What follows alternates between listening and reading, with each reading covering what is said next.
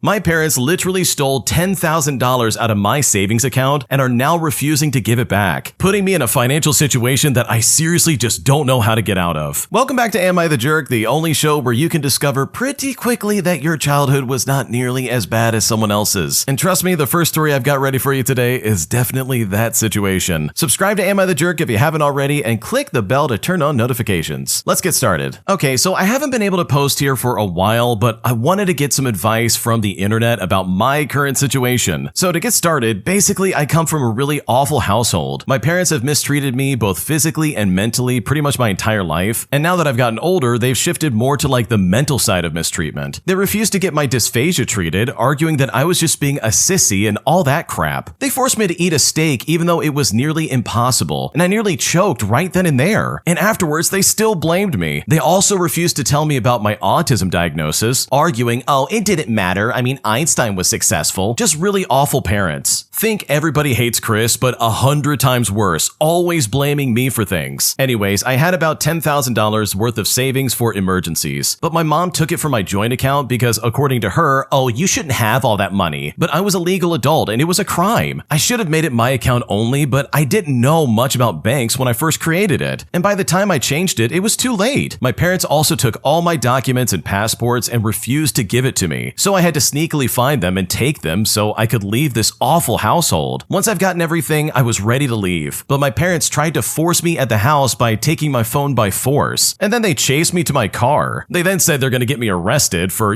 crimes I never committed, and also refused to give me my money unless I meet them. They said I should meet at a restaurant or at their place, but I have to pick one by this weekend or else I will never get the money back. They also argue that they'll find me any way they can because apparently finding your adult children isn't a crime. So seriously, what should I do here? I'm struggling paycheck to paycheck due to the severity of the situation, but I really just don't want to meet them because my dad has threatened me before, especially since I said I would get the police involved. They gave me $500 so I can at least make the trip to them, but I'm completely lost and just devastated. I've lost friends due to their libel and felt endangered, and honestly, it seems like nobody cares. They argue that, oh, someone took you away from us, but I'm tired of the mistreatment. What am I supposed to do here? I've been alone for months now in a deep depression as my dreams are just completely crushed. I think I should get the police involved, but honestly, I don't know how. I have recordings and messages that they literally stole the money, and I have the bank statements too. They even admitted this on camera thinking that it wouldn't matter. I have plenty of proof that my mom took the money, but she wants to meet with me and my dad who threatened me on multiple occasions. And sure, I'll win a case against them, but it'll take forever. Now, my friend said that I should meet with him at a restaurant and that he'll be my bodyguard, but I don't really trust that. So seriously, what should I do here? Because this is so messy. Okay, dude, holy crap, don't meet with these people. There's no way in the world I would ever go and meet up with my parents if this is how they're acting. So you mean to tell me they stole your money, they took $10,000 out of your bank account, your father threatens you, and now they're like, okay, you can either meet at our house or at a restaurant, to then presumably get your money back? Like, what are we talking about? No, that's not happening at all. Because guess what? If I was in your shoes, I would already be at the police station giving them all the evidence I have about your parents robbing you, not to mention your dad threatening you. Like, holy crap. This sounds like a really dangerous situation, bro. Like, I don't know. This is not okay in my opinion. But I think regardless of like the results of what happens here, I think it's super important to get away from these people and move on with your life. If I had parents like this personally, I would probably never talk to them again, but that's just me, because this is some seriously toxic behavior that you do not deserve in the slightest. If you like Am I the Jerk and what we're doing over here, please check out Am I the Genius. It's going to be linked down below in the description. Just click and go ahead and subscribe to them. And also, if you have your own stories you want to submit, go to AmITheJerk.com/submit if you want to submit your own stories. We're reading them all the time and we're picking out the best ones, so trust me, we would love to hear what you have to say. An entitled Office Max employee literally makes my life incredibly hard for no reason, as she's convinced the thing I'm trying to print off is illegal. And I really am just super blown away because this lady is incredibly stupid. Here's what happened. Okay, so I had to print out some papers at Office Max to take to the DMV yesterday because I'm registering an out-of-state vehicle. Now, for a bit of context, the car was my father's, but he gave the car to me, and I had to register it in my name and in the state that I live. Now, one of the papers I needed to print was a gift affidavit, which basically basically makes it so I don't have to pay taxes on the car sale when registering it since it was a gift. My father printed and signed and notarized the affidavit and then scanned it and sent it to me so I could print it and sign and just get it notarized too. But when I get there, the printer at the Office Max was not printing it out of my USB. The woman in charge of the printers working there asked me what I was trying to print. So I told her, and she then said to me that the state we are in does not do gift affidavits anymore for cars, and that's why the printer apparently wasn't printing it. But I told her that we had just downloaded it from the DMV official website, and that it's just a PDF, and how would the printer know how to print something that wasn't offered by the DMV anymore? But guess what? The Office Max employee persisted. They told me that I'd have to pay the full sales tax on the car, and that the printer knows the PDF is illegal, and that's why it won't print it. I then calmly told her that the printer does not have a brain, and it cannot read what I'm trying to print out. Plus, it's not illegal to print a paper I got from the DMV official website, and that gift affidavit is absolutely a real thing. But she literally refused to help me any longer. I also told her that my dad had no problem printing it on his end, just to see what she would say. She then came back with this banger by saying, oh, the printer already knows that he already printed it out, and so that's why it won't let me print it again. But then I said to her, okay, how can her printer at Office Max know that my dad printed out a PDF from his personal computer many states away? But she then looked at me and said, the printer knows when something is illegal. Well, I drove to the UPS store where they printed and notarized the form for me in under 5 minutes. Then I went to the DMV and I registered the car, and guess what? They accepted it. So yeah, my gift affidavit saved me hundreds of dollars, but the process of getting this taken care of was just a massive headache.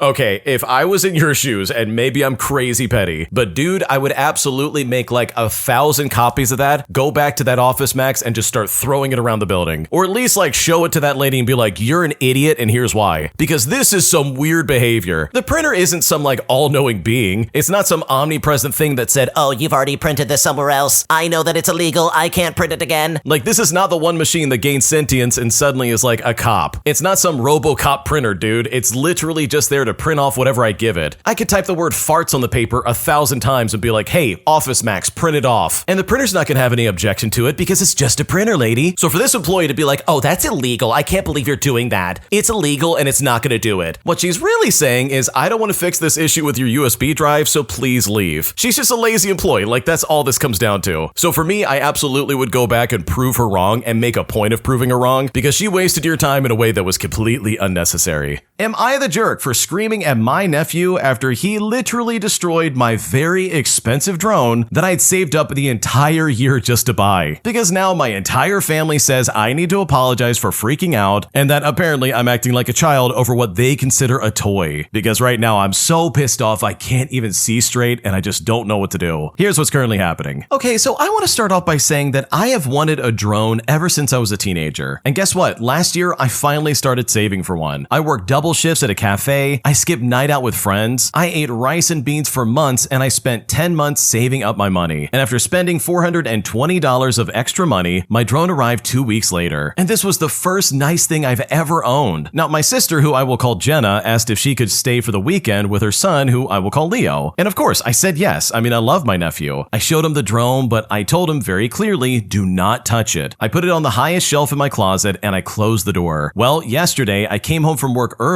because I really wasn't feeling well. And when I walked in, I heard buzzing. I then went to the backyard, and guess what? Leo was flying my very expensive drone. He had dragged a chair from the kitchen to reach the closet. He then saw me and panicked and then crashed it straight into the oak tree. And of course, the drone fell to pieces. The propeller sheared off, the camera lens shattered, the arm was cracked. I mean, it was completely destroyed. And even though I didn't mean to, at that moment, I started to scream. I just saw months of my life on the ground and I lost it. I asked him, why did you do that? I told you no. At this point, I was crying, he was crying, and my sister came out and started yelling at me for yelling at her son. I then told her that drone cost me over $420. I had worked 10 months for it, and that I had asked her to watch him, but she said, oh, he's just a kid and I'm being a monster over a stupid toy. She then offered me $50 for my troubles. Yeah, $50 for a $420 drone I saved a year for. I then just told her to leave. I said I never wanted to see her ever again. She then packed her stuff up and took Leo with her, and now my parents are calling me saying that I've destroyed the family. My mom says I need to apologize to my sister, and my dad says I'm being a child. My sister even posted on Facebook about how her awful brother screamed at her innocent son over a broken toy, and her friends are commenting that I'm a horrible person. Now, I haven't eaten, I haven't slept, and I just keep looking at the pieces of my drone on my kitchen table because this seriously has crushed my spirit and I just don't know what to do from here. Okay, dude, I don't care what anyone says. If you break it, you buy it, especially when it comes to your kids. Why are so many people nowadays trying to sit there and be like, oh, I'm sorry, but you're being a monster over a stupid toy? Like, I'm pretty sure if you took her phone and slammed it on the ground and broke it, she would probably be pretty pissed off if you sat there and said, oh, what's the problem? It's just a phone. It's a stupid toy. Why are you so angry? But it's like, dude, I need that. I literally saved up for that. That's money I literally sweat and cried over in like the storage closet at like a restaurant I was working, which that's pretty real. That's happened to me. I'm sure it's happened to you at some point. Like, bro, yeah, you're definitely gonna pay me back. There's no way you're not. So her giving you like, okay, well, here's $50 for the drone. Like, bro, I would send her a full itinerary of how much it cost, the shipping, the taxes, literally everything that went into that. And I would be like, yeah, that $50 adorable, but you owe me, oh, what's that? Yeah, $370 more. Thank you very much. I accept cash, checks, and every major credit card. Please do it right away. Because there's just no way this is acceptable. If your kid broke it, then you need to pay for it. That's the only right decision here. So guess what? If I was in your shoes, I would stand on business. I would fight fire with fire, baby. I would start posting online as well and be like, oh yeah, my stupid sister refuses to pay me back for this. And then list out the pricing and pretty much all the specs associated with it. And then at that point, I would be like, see, mom, this is me lighting the family on fire, not my sister refusing to pay me back. So no, you're not the jerk. This is some stupid behavior. Your sister's being selfish. And the fact that anybody's supporting her is so weird because clearly there's a lot going on here and it looks like she's just a terrible mom when it comes to watching her kid. My husband booked probably one of the most disappointing honeymoons of my entire life, as I felt so neglected and just completely ignored that I ended up crying multiple times throughout the entirety of our trip. And now I'm upset and I really just don't know what to do. Here's what happened. Okay, to start things out, I got married a couple of days ago and now I'm currently on my honeymoon. But holy crap, I'm so disappointed and upset about how it's going so far. First of all, my now husband insisted on getting the honeymoon booked back in December because he was worried that all the nice places would be gone. He was doing it on Christmas Eve when I was already busy and just a little bit stressed out, and I really just didn't understand why he couldn't wait just a few days to get it done. I know he just wanted to really get a nice place for us, but because I was busy, I didn't have much of a chance to give any kind of input. But I did ask for just two things: that it was secluded and it had a nice view. Well, we arrived yesterday and he had booked a small cabin in someone's garden with no view at all, and our view literally goes straight onto the house. The inside is beautiful and they are the pictures that he had shown me, but I had no idea that it was going to be in someone's garden. But guess what? He did know. So it's like, man, this is so far from being excluded, it's not even funny. All the windows face the house, so the blinds have been constantly drawn because the windows are floor to ceiling and everyone in the house can see us. There's even a little garden that looks into the living room of the house, so we can't even sit outside on our own. I'm just so uncomfortable staying in places where the owner is so visible already because I feel like I'm just being watched and constricted, but especially when we're supposed to be on our honeymoon. I walked into the place and I was so disappointed that I cried. And I hate crying and I felt so bad, and you know what? He was really apologetic, but I tried to get over it and move on and just make the best of it. So today, to make up for the accommodation disaster, we decided to splurge on going to a spa with amazing views. We were both very excited about it, but when we got there, he spent most of his time on his own in the super hot saunas, which I really couldn't handle very well. I went into one with him, and after 10 minutes, I finally got out, but he stayed in for quite a while afterwards. He would then join me for a few minutes in the pool or the hot tub before disappearing into even hotter saunas. I asked him to please come into a cooler one so we can sit on like the cute swing together, but he wanted to go into the 90°C one, which is just way too hot for me. And I want to jump in as the narrator real quick. Holy crap, 90°C? That's almost 200 degrees Fahrenheit, dude. Holy crap. Yeah, that's way too hot. Okay, back to the story. So instead of going in there, I waited in the cooler one, but then I got bored and I went for a swim and he still had not come out. When he did eventually come out, he immediately went outside to jump into a colder pool. When he then came to find me, we did a face mask, and then I said I wanted to spend some time with him, but guess what? He said he wanted to go back into the 90° sauna. Now, just to spend some more time with him, I went in as well, but I just couldn't stand it, and I had to get out, and he said he'd join me in a minute. Well, 20 minutes later, he came out to spend some time with me, but we literally only had 15 minutes left by this point. So I just spent most of our 3 hours on my own watching couples being all cute together, and I was just so sad. And guess what? I cried in the car again. And seriously, I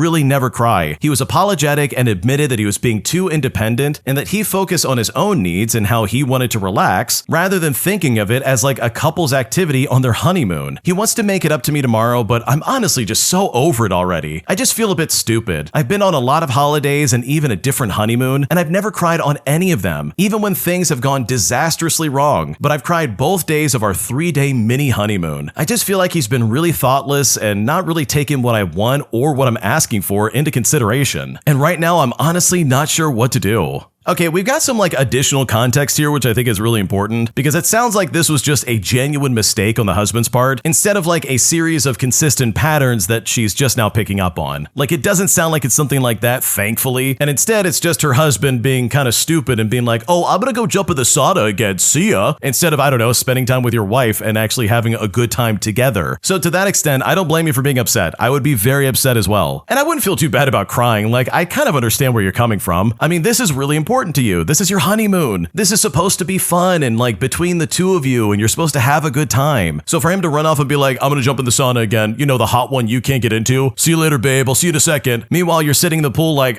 okay, I guess I'll just sit here and I don't know, shrivel up. Like, this is great. So excited to be, you know, spending my honeymoon alone in like a pool, becoming a pickle. Oh, and by the way, let's go back to our garden cabin. Like, holy crap. This guy picked an Airbnb inside of like someone's backyard. Oh, and by the way, there's windows everywhere. So have fun getting any kind of privacy. Like, I imagine this is literally a shed and the owner's standing at their like kitchen window, sipping a coffee, looking as you guys are like in there just living. It's like, dude, this isn't a zoo, man. Please stop watching. This is weird. So yeah, your husband absolutely did this wrong. He completely missed the mark, but thankfully it doesn't sound like this is some kind of like ongoing pattern that, oh man, you just now caught on to. Because we've read that before on this channel. That is a nightmare and I'm so glad you're not in that situation. Am I the jerk for no longer wanting to give my sister and her friends rides in my car anymore?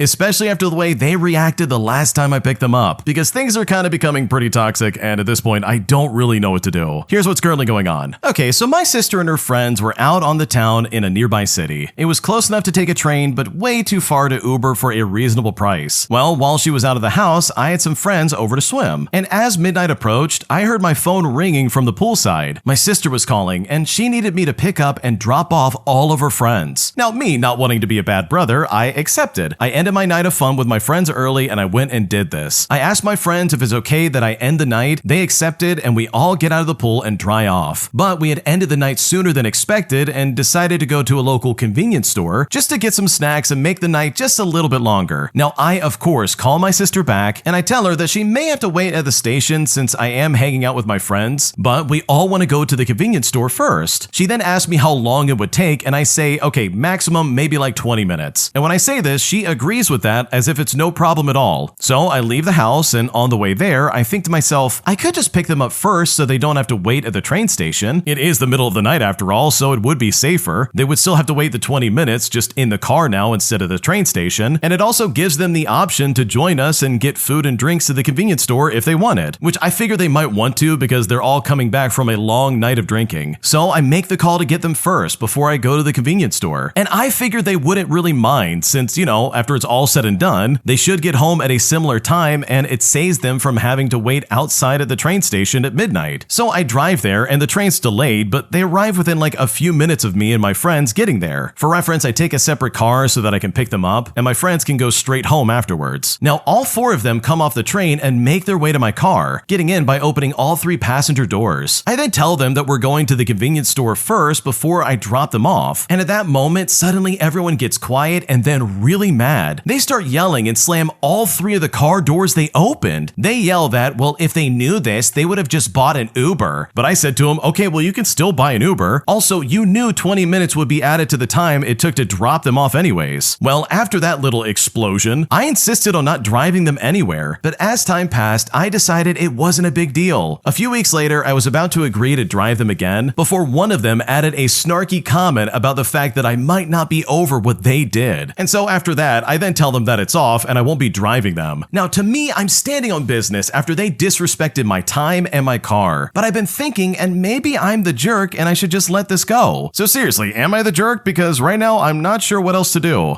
Okay, in my opinion, and this is just me, if you're gonna give a timeline of when you're gonna pick someone up or anything like that, it is super important to stick to that as it is. Because I found that any kind of deviation from that can result in this kind of behavior. I'm sure the ladies were expected, like, okay, as soon as we get in the car, we go straight home, instead of having to wait 20 minutes while you go to the convenience store. And sure, the time's the same, I totally understand where you're coming from, but I think going to the convenience store first would have been the better decision. Because I know if I was coming off of a long ride and it's like, man, I just want to get home, the last thing I would want to do is wait while you go into a convenience store for like 20 minutes. Like, that sounds really annoying. I just want to get home and sleep. I'm tired. I don't want to do this. It's the middle of the night. Like, if you want to go to the store and get something beforehand, then do it. But at least be a good host and get me home first. And again, this is just my opinion. Like, hear me out. I just think this is the way you should have done it. But even that doesn't make you the jerk. I think you really were trying to be reasonable here. But on that note, I think your sister and her friends are absolutely the jerk. Like, if they're going to get in my car and start slamming the doors and be like, I can't believe you're doing this. Like, holy crap, we need to chill out. What's happening right now? This is not okay behavior. You're not going to talk to me like that. Like, in that instance, I would absolutely think that, yeah, it's appropriate to tell them that, no, I'm never giving you a ride again, especially if that's how you're going to act. So no, I don't think you're the jerk. I think your sister and her friends acted like jerks after they found out they had to wait 20 minutes. Because in my opinion, I think your logic is sound. You didn't have any ill intentions and you were just trying to do things the best way possible. But leave a comment down below. What do you think? Do you think the original poster was out of line, or is their sister really the one that's at fault? Leave a comment down below. We would love to hear what you have to say. My entitled friend breaks my phone, but then refuses to do anything to try and repair it or replace it. So I decided to get some revenge by literally giving him a taste of his own medicine by breaking his phone as well, sending him into a rage that I honestly find incredibly ironic. And at this point, I'm not sure if I'm the jerk or not, and I really just need to know what to do next. Here's how it happened. So I've been friends with Mark for around 6 years now. We met through school and have stayed close ever since then. Our friendship has always involved joking around, teasing, and messing around with each other just a little bit, but we've never had a serious conflict like this before. Last weekend, I was hanging out at Mark's place with a few mutual friends. We were drinking and talking and just having a normal night. Well, at some point, Mark picked up my phone from the table as some kind of joke and started pretending to toss it in the air. I immediately told him to stop and said I didn't find it funny. I asked him multiple times to put it down because my phone is new and I rely on it a lot. But he just laughed and said I was being dramatic and kept doing it anyways. Then out of nowhere, he actually dropped it. The phone hit the floor's screen first and shattered. It wouldn't even turn on afterwards. Suddenly, everybody went silent and I just stood there in shock. Mark then said that it was an accident and told me to calm down because it's just a phone. He didn't even apologize right away and didn't offer to pay for repairs or a replacement. I was so upset because I can't easily afford a new phone and I need it for work and everyday communication. Now, I tried to talk to him about it later that night, but he kept brushing it off and changing the subject, and it really felt like he didn't take my feelings seriously at all. Eventually, the situation turned into an argument. I was still angry and felt completely dismissed, and in a moment of frustration, I grabbed Mark's phone off the table and I threw it on the floor, the same way mine had already been broken. Well, his phone shattered too, and he completely lost it. He started yelling and said I crossed a line and acted out of pure spite. He told me I was being immature and said that I owed him a new phone immediately. What really bothers me is that he still insists that my phone breaking was no big deal, and yet he expects full responsibility from me for his. Some of our friends say that I shouldn't have retaliated and that I made the situation worse, but others say that Mark deserved it since he ignored my boundaries and didn't take responsibility when he broke my phone first. And now my friend group is very tense, and Mark and I are definitely not speaking to each other. I feel bad about the way I reacted, but I also feel like I was pushed to that point for being disrespected and ignored. So seriously, am I the jerk for breaking his phone after he literally broke mine and refused to take responsibility for it? What should I do?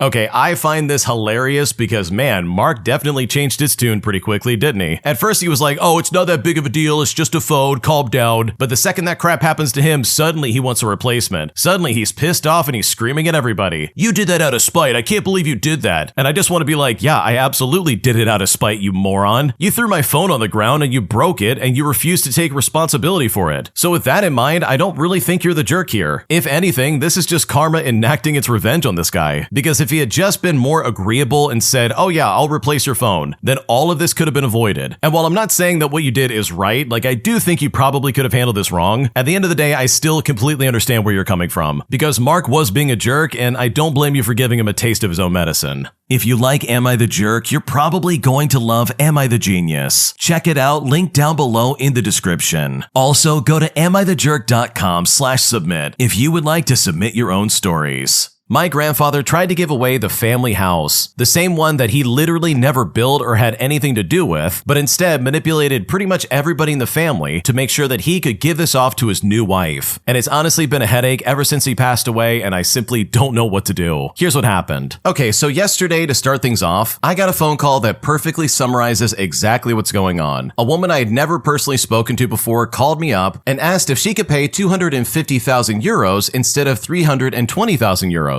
She said this calmly and politely, like she was negotiating a discount. And this woman is my grandfather's second wife. Now, for a bit of background, the house at the center of this story was not built or financed by my grandfather. It originally belonged to my great-grandparents on my grandmother's side. They built it themselves and paid for it entirely. It was a multi-family house with 3 apartments created through decades of work. And while they were alive, they made one thing very clear. They wanted the house to stay in the family. Now, my great-grandmother lived in one of the apartments, while my grandparents lived directly in the apartment above her. They were physically close and there was daily proximity. Like, this was not a distant family arrangement. My parents divorced when I was 1 year old, but despite that, my sister and I spent a lot of time with my great-grandmother. She was the kindest person I ever knew. When she passed away, I was 8 years old and my sister was 15, and we were old enough for real relationships to exist. Whenever my great-grandmother needed some rest, we were sent upstairs to my grandparents, but in reality, that only worked on paper. About 85% of the time, I was sent back downstairs almost immediately, while my sister was placed in front of the television. We were not welcomed, instead we were just managed. The moment my great-grandmother died, my paternal grandparents cut off all contact with us, and they did this immediately. No explanation, no gradual distancing, just total and absolute silence. My grandfather lived rent-free his entire adult life in that house. He never built it, he never financed it, he never passed anything forward. He cheated on my grandmother constantly, worked as a taxi driver, spent his time in a small garden outside the city, and treated his own family like an inconvenience. He hated his own son, my father. A few years before his death, after my grandmother had already passed away, my grandfather married a Ukrainian refugee who was 40 years younger than him and had 4 children. And then came his plan, which really started to rock the boat. He officially restructured the house from 3 apartments into 2, gifted one part to his new wife, and sold the other part to her as well. The intention was obvious, to transfer the entire property to her and make sure his own son received nothing. He even reestablished contact with my father for exactly one reason, to pressure him into giving up his remaining 6% share of the house. Once that was done, he disappeared again. No relationship, no reconciliation, absolutely nothing. He knew that he was dying. A notary was brought to his hospital bed, and he still refused to make peace with his only living son. Well, shortly after my grandfather passed away, which was 3 years ago, my father sued his stepmother over the house, and thankfully he had taken out legal insurance years earlier, so the case did not cost us much financially. And well, my father then died 1 year ago. But what he didn't account for were his legal mistakes. Because of those mistakes, his wife simply cannot keep the house. Legally, she now has to pay out roughly half of the property's value over to us, and that amount is 3,200 euros, which brings me back to yesterday. She called me, our first real conversation ever, and she asked if she could maybe just pay 250,000 euros instead. When I didn't immediately agree, she explained that she doesn't know how she's supposed to finance this at all. She said the legal fees are growing over her head, that the lawyers alone are draining what little money she has left, and that she simply doesn't have the funds. She told me she also has to think about her children and their future, how difficult this situation is for her. And yes, I understand that it's stressful for her, like I understand her fear, but what I cannot understand is the entitlement behind it. Her late husband lived rent-free his entire life in a house he did not build. He broke contact with his only 2 grandchildren the moment his mother-in-law passed away. He deliberately tried to rewrite an inheritance to benefit his much younger wife and her children while cutting out his only son and bloodline. And now, after all of that, the expectation seems to be that we should absorb the financial consequences of his choices, all because the situation has become inconvenient. I didn't create this legal mess, and my family didn't either. This is the result of a man who believed he could take everything, leave nothing behind, and never be held accountable at all. I'm so glad he didn't get his will. This guy was such a horrible, selfish person. And here's another reason why I cannot describe my grandfather as anything other than deeply disturbed. He crossed boundaries again and again, and he mistreated my sister inappropriately, if you know what I mean. He had multiple attempts to pursue my mother, repeatedly tried to get close to her against her will, and even attempted to gain access to the bathroom while she was showering. When my father was a child, he almost mistreated me as well. Thankfully, nothing worse happened because my grandmother came home in time. Even when I tried to connect with him, he didn't have any interest and never called back. The only time my grandfather ever tried to contact me directly was when he wanted something. He reached out because because he wanted my mother to move into his house and take care of his first wife, the same woman who had always hated my mother. He framed it as a practical arrangement and even suggested that afterwards, they could sit down on a terrace and drink wine. Early in his life, his own sister and his own mother wanted no contact with him and eventually cut him out of their lives. But apparently, that entitlement didn't die with him, because this situation is going to be a headache probably for the rest of my life. Oh man, your grandfather sucks. He definitely left a mess before he passed away. I'm really sorry you're dealing with this, and honestly, if I was in your shoes, I would not give that lady a discount for a second. If anything, it's just the principle of the matter. This guy went out of his way to basically destroy this family home and be like, oh, I'm gonna get all of it, while also pretty much leaving you guys with nothing. Like, that really sucks. That's unfair for you and pretty much everyone in your family. So hopefully everybody can come to their senses and pay you the money that you're owed, because the state your grandfather left all of this in is completely ridiculous and absolutely unfair. Would I be the jerk for keeping the money from a ticket sale after my wife's friend backs out of going with us to a concert? Here's what's currently going on. Okay, so my wife, her friend, and I plan to go to a concert this past weekend, and for the sake of the story, I'll call her friend Julie. A few months ago, I bought 3 tickets all together, and Julie paid us back in cash for her ticket. Well, the day before the concert, Julie suddenly backed out, and by that point, I'd already picked up the physical tickets. At first, we told Julie that she could still come pick up her ticket if she wanted to sell it or do something with it, but you know what? She didn't. She made no effort to retrieve it whatsoever. We even tried to find a buyer for her ourselves, but nothing worked out right away. Then after that, Julie told us to just keep the ticket or to throw it away. Now, I thought tossing it was a complete waste, so I decided to find a buyer myself and just sell it. I ended up doing the coordination, the messaging, and the logistics to make the sale happen. Now, here's where the conflict really kicks in. I think that I should keep the money from the sale because Julie abandoned the ticket and explicitly said to keep it or throw it away, and she made zero effort to handle it. But my wife thinks that keeping that money makes me the jerk and that I should give Julie the money, or at least offer it to her in the first place. So would I be the jerk if I kept the money? Because I honestly think I deserve it.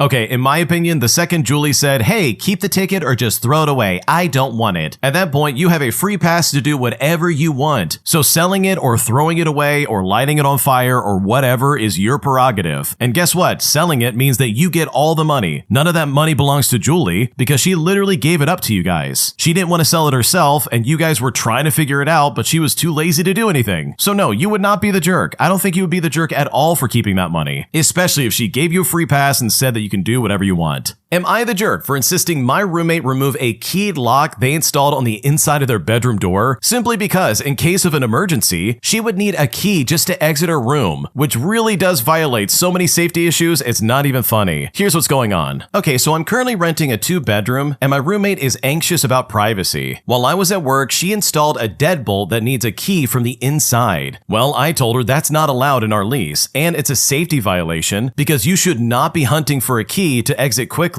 But she said that doing that makes her feel secure. Well, my major point here is that safety is concerned, but she got pissed off as if I'm just asking to do it just to harm her. I then suggested a thumb turn lock or like a keypad that wouldn't get in the way, but she still refused. So I decided to escalate by telling the landlord, and the landlord gave her a lecture about safety. She doesn't understand that egress requirements exist so that people can leave quickly without tools. And that's not about feelings, it's literally a safety concern. There are plenty of secure, compliant options, thumb turns, keypads, door bars that don't trap someone behind a key. I think she's in a refusal state because I'm not trying to be mean with her, and simply because my concern has actual sense to it. It's literally the minimum for shared safety and lease compliance. So seriously, am I the jerk here? Like, I honestly don't want to lose my lease and I don't want to get in trouble because of her stupid actions. What should I do? Okay, dude, your roommate is an idiot. That is a massive fire hazard. Like, if she wants to have some kind of, like, privacy, then literally anything besides what she has would make way more sense. You're telling me she needs a key to exit her room? That is backwards. I'm pretty sure you would want that on the other side. A thumb turn lock would be way more reasonable here. So no, you are not the jerk. This literally is a fire safety issue. And the fact that she's fighting you on that is just crazy. She's putting herself in danger for literally no reason. Am I the jerk for refusing to cover my coworker's shift after he literally was the reason I got sick? Here's what happened. Okay, so I work in a small office where we are constantly short-staffed. One of my coworkers is notorious for blasting the air conditioning year-round, even in the winter, despite multiple people asking him to stop because it makes them sick. And of course, management hasn't really enforced any rules about it. Well, last week he turned the air conditioning on full blast during a cold snap, and I ended up getting really sick with a fever and a sore throat. Now, here's here's the issue at hand. While I was out sick, he asked me if I could cover his shift this weekend because he really needs a break and has plans that he doesn't want to cancel. Well, when he asked me this, I said no, and I pointed out that I wouldn't even be sick if he hadn't cranked up the air conditioning after everyone asked him not to. He then got defensive and said I was being petty and that getting sick isn't his fault. So seriously, am I the jerk for saying no? Because honestly, this guy really pisses me off.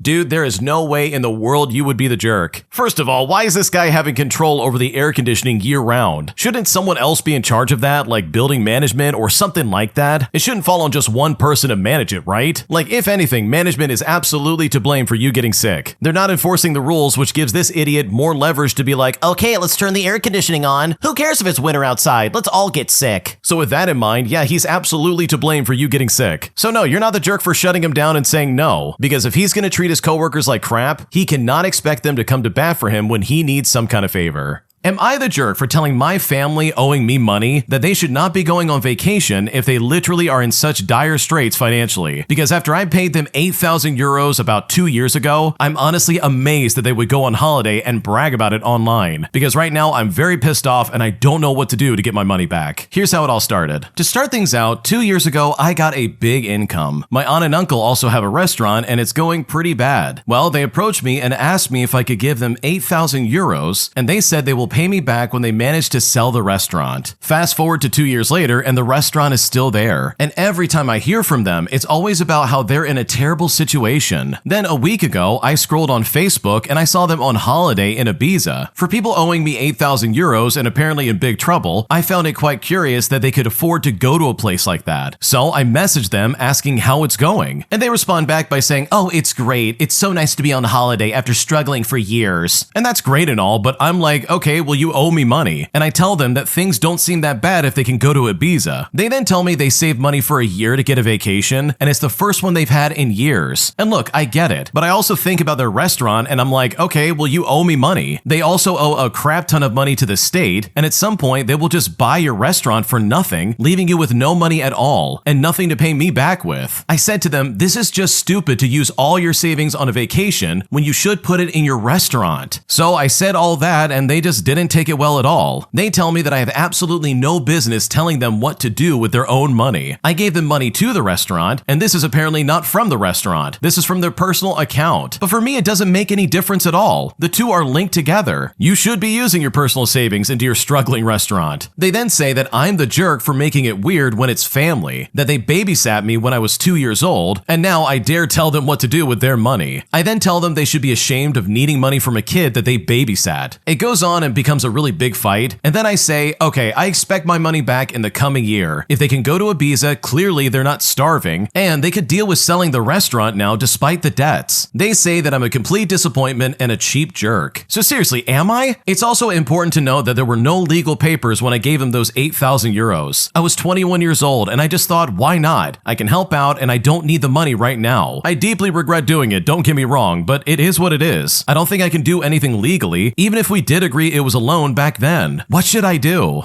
Okay, first off, hopefully this is a lesson that you will never repeat in the future, because holy crap, what do you mean you gave them 8,000 euros without anything in writing? That's a lot of money, dude. I don't care who you are. I could not drop 8,000 euros right now or anything close to that in American dollars and still walk around and be like, oh yeah, they'll pay me back in good faith, because then stuff like this happens. You fast forward and you see the people you loaned the money to are doing just fine going on a holiday. Meanwhile, you're sitting there with 8,000 less dollars in your bank account wondering what the crap just happened. So no, you're not the jerk for reminding them that they owe you money, that they literally took advantage of the 21-year-old version of yourself just to get some money out of you for their supposed struggling restaurant, which I'm convinced is just a manipulation tactic they use to get money out of the family. But truly, I don't think you're ever getting that money back. I think you're kind of like up a creek without a paddle, because if they give it back at this point, especially after this argument, it honestly will be a miracle. Am I the jerk for not covering my coworker's shift, even though she said it was an emergency, which I later found out to be a complete lie? Because right now she is really making me feel guilty and is practically turning my coworkers against me because of this, and I really just don't know what to do in return. Here's what's currently going on. Okay, so I work part-time at a restaurant while also going to school. It's already kind of a lot balancing work and classes, but I make it work somehow. I usually work weekends and I almost never call in sick or ask for any days off. Last week, I finally had a Saturday free, And we're talking like actually free. No work, no school, literally nothing. I even told my manager earlier in the week that I wasn't available just in case, and he said it was fine. Well, Friday night, one of my coworkers texts me asking if I can cover her shift on Saturday. I then ask her why, and she just says that she has an emergency and really needs someone. I then asked if it was like a family or medical, but like not asking any details, and she just responded by saying that it was personal stuff. Well, I then told her I'm sorry, but I couldn't because I already made plans, and I really needed the day off. But she kept pushing me and saying that she never gets help from anyone, and that if I don't cover, she might get in trouble. Well, when she said that, I felt kind of bad, but even still, I said no. Then Saturday morning, I see her Instagram story. She's at a brunch with friends, like full outfits, mimosas, smiling, all of that. Meanwhile, another coworker texts me saying that she's mad at me and telling people that I don't help anyone out. Later that day, she texts me again saying that I embarrassed her and that just because she didn't tell me her emergency doesn't mean it wasn't real. I didn't reply because I didn't want to start drama and I was already so annoyed. And now at work, some coworkers are being cold and one of them said, "Oh, you could have just helped her out." And I feel like I'm being guilted for having boundaries, but also I don't know if I was too harsh about it. So seriously, am I the jerk here? Because I don't know what to do. Okay, if I was in your shoes, I would print off pretty much everything from her Instagram story and I would bring it into work and I'd be like, "Oh, you mean this emergency?" And I would print off those pictures and show her like smiling and laughing and drinking mimosas, and then essentially hold her feet to the fire and be like, "Yeah, you didn't have an emergency, idiot. You literally lied to me and the rest of my coworkers and somehow tried to blame it on me." And that's not okay in my opinion. Because guess what? This isn't okay. If you don't want to cover for someone, then congratulations, you don't have to do it. Someone else can cover because you're not the only other person that works there. So no, you're not the jerk. You didn't do anything wrong. Your coworker clearly lied about having some kind of emergency and is now basically lying to you and trying to make it seem like you're the one with the problem instead of her. Which, if I was in your shoes, I would be correcting that publicly so fast because absolutely nobody at work has the right to talk to you like that regardless of the circumstances.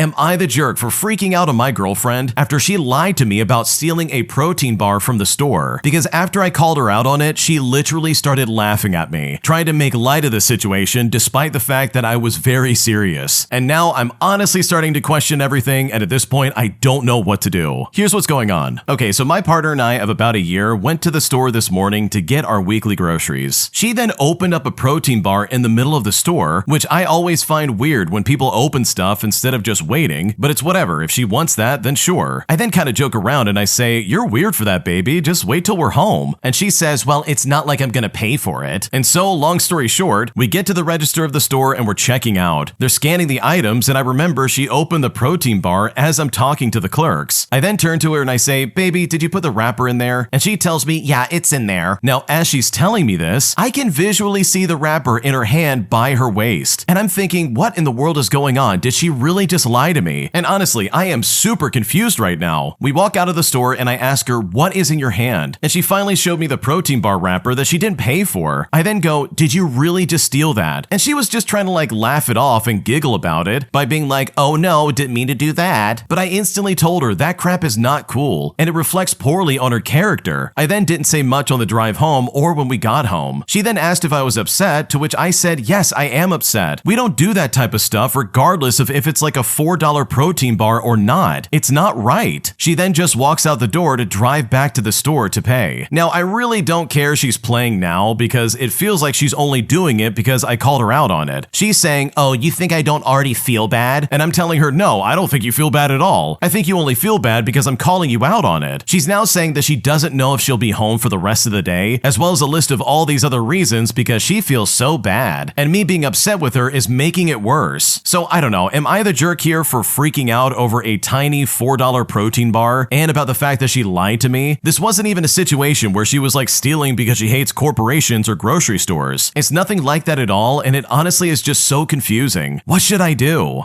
Okay, bro, this is not someone you want as a partner. I'm sorry. This is some crazy behavior for so many reasons. For starters, anybody who's opening food inside of a grocery store absolutely is doing it in hopes that they can get away with stealing from that store. And with cameras literally everywhere, I don't know about you, but I don't want to go to jail because that's what's going to happen if she gets caught, dude. That's shoplifting. You can't do that. So for her to sit there and try and laugh this off when you called her out on it, and for her to lie to you when you asked her, hey, did you put the wrapper on the conveyor belt? That is like two huge red flags in my opinion that I would never ignore because I hate people who steal. I can't stand it. Don't steal from me or other people and we will probably get along just fine. And yeah, it's only $4 from a grocery store and I'm sure they're going to be fine. But it really is the principle of the matter. This absolutely reflects poorly on her character and who she is as a person. So for her to think this is a joke and not a big deal, and then to try and like turn it against you and be like, wow, you're so mad at me. I can't possibly come home. I just feel so bad. Like that is all such garbage, dude. She's so full of it, it's not even funny. So no, you're not overreacting, and yes, this is a big deal. Because in my opinion, this is absolutely reflective of who she really is on the inside, and that is not something I would ever ignore. If you like Am I the Jerk, you're probably going to love Am I the Genius. Check it out, link down below in the description. Also, go to amithejerk.com/submit if you would like to submit your own stories. Am I the jerk for refusing to help my friend move after she ghosted me in the middle of my own personal emergency? Because once I found out she forgot to feed my cat for 3 days, I decided that I'm just not gonna help her out anymore because I seriously can't take it anymore. Here's how it all started. So I've been friends with someone who I will call Samantha for about 5 years. We've always been close, or at least I thought we were. She's usually fun, funny, and supportive, but last week completely changed how I see her. I had a family emergency and I had to leave town unexpectedly. I texted Samantha asking for a small favor, just to feed my cat and water my plants while I was gone. She agreed and said it was no problem, and I trusted her. Well, fast forward 3 days and I call her to check in and she hasn't done anything. She claims she forgot and that she's been too busy. My plants are wilted and my cat is stressed and really hungry. And my God, I was furious, but I didn't explode because emergencies happen. 2 days later, she texts me asking if I can help her move on Saturday. Now, I'm exhausted from my own situation, and honestly, I'm still a bit upset about how she dropped the ball when I needed her. I then just told her that I couldn't make it this weekend. Well, she started texting me nonstop, saying that I was selfish and being a bad friend, and that friends help each other no matter what. She even said that I should just put it aside because her move is stressful and I've always been good at helping. Now, at this point, I blocked her text for a few hours just to cool down, and now she's posting passive-aggressive stuff on social media about friends who only care about themselves. And mutual friends are saying that I should have helped because it's just one day and that I'm overreacting. I feel like if she couldn't help me during an actual emergency, I shouldn't feel guilty for saying no to moving boxes for her. I'm tired of being treated like I exist only to serve her convenience. So am I the jerk for refusing to help her out? Because honestly, after she ghosted me, this honestly has left a bad taste in my mouth, and at this point, I don't know what to do.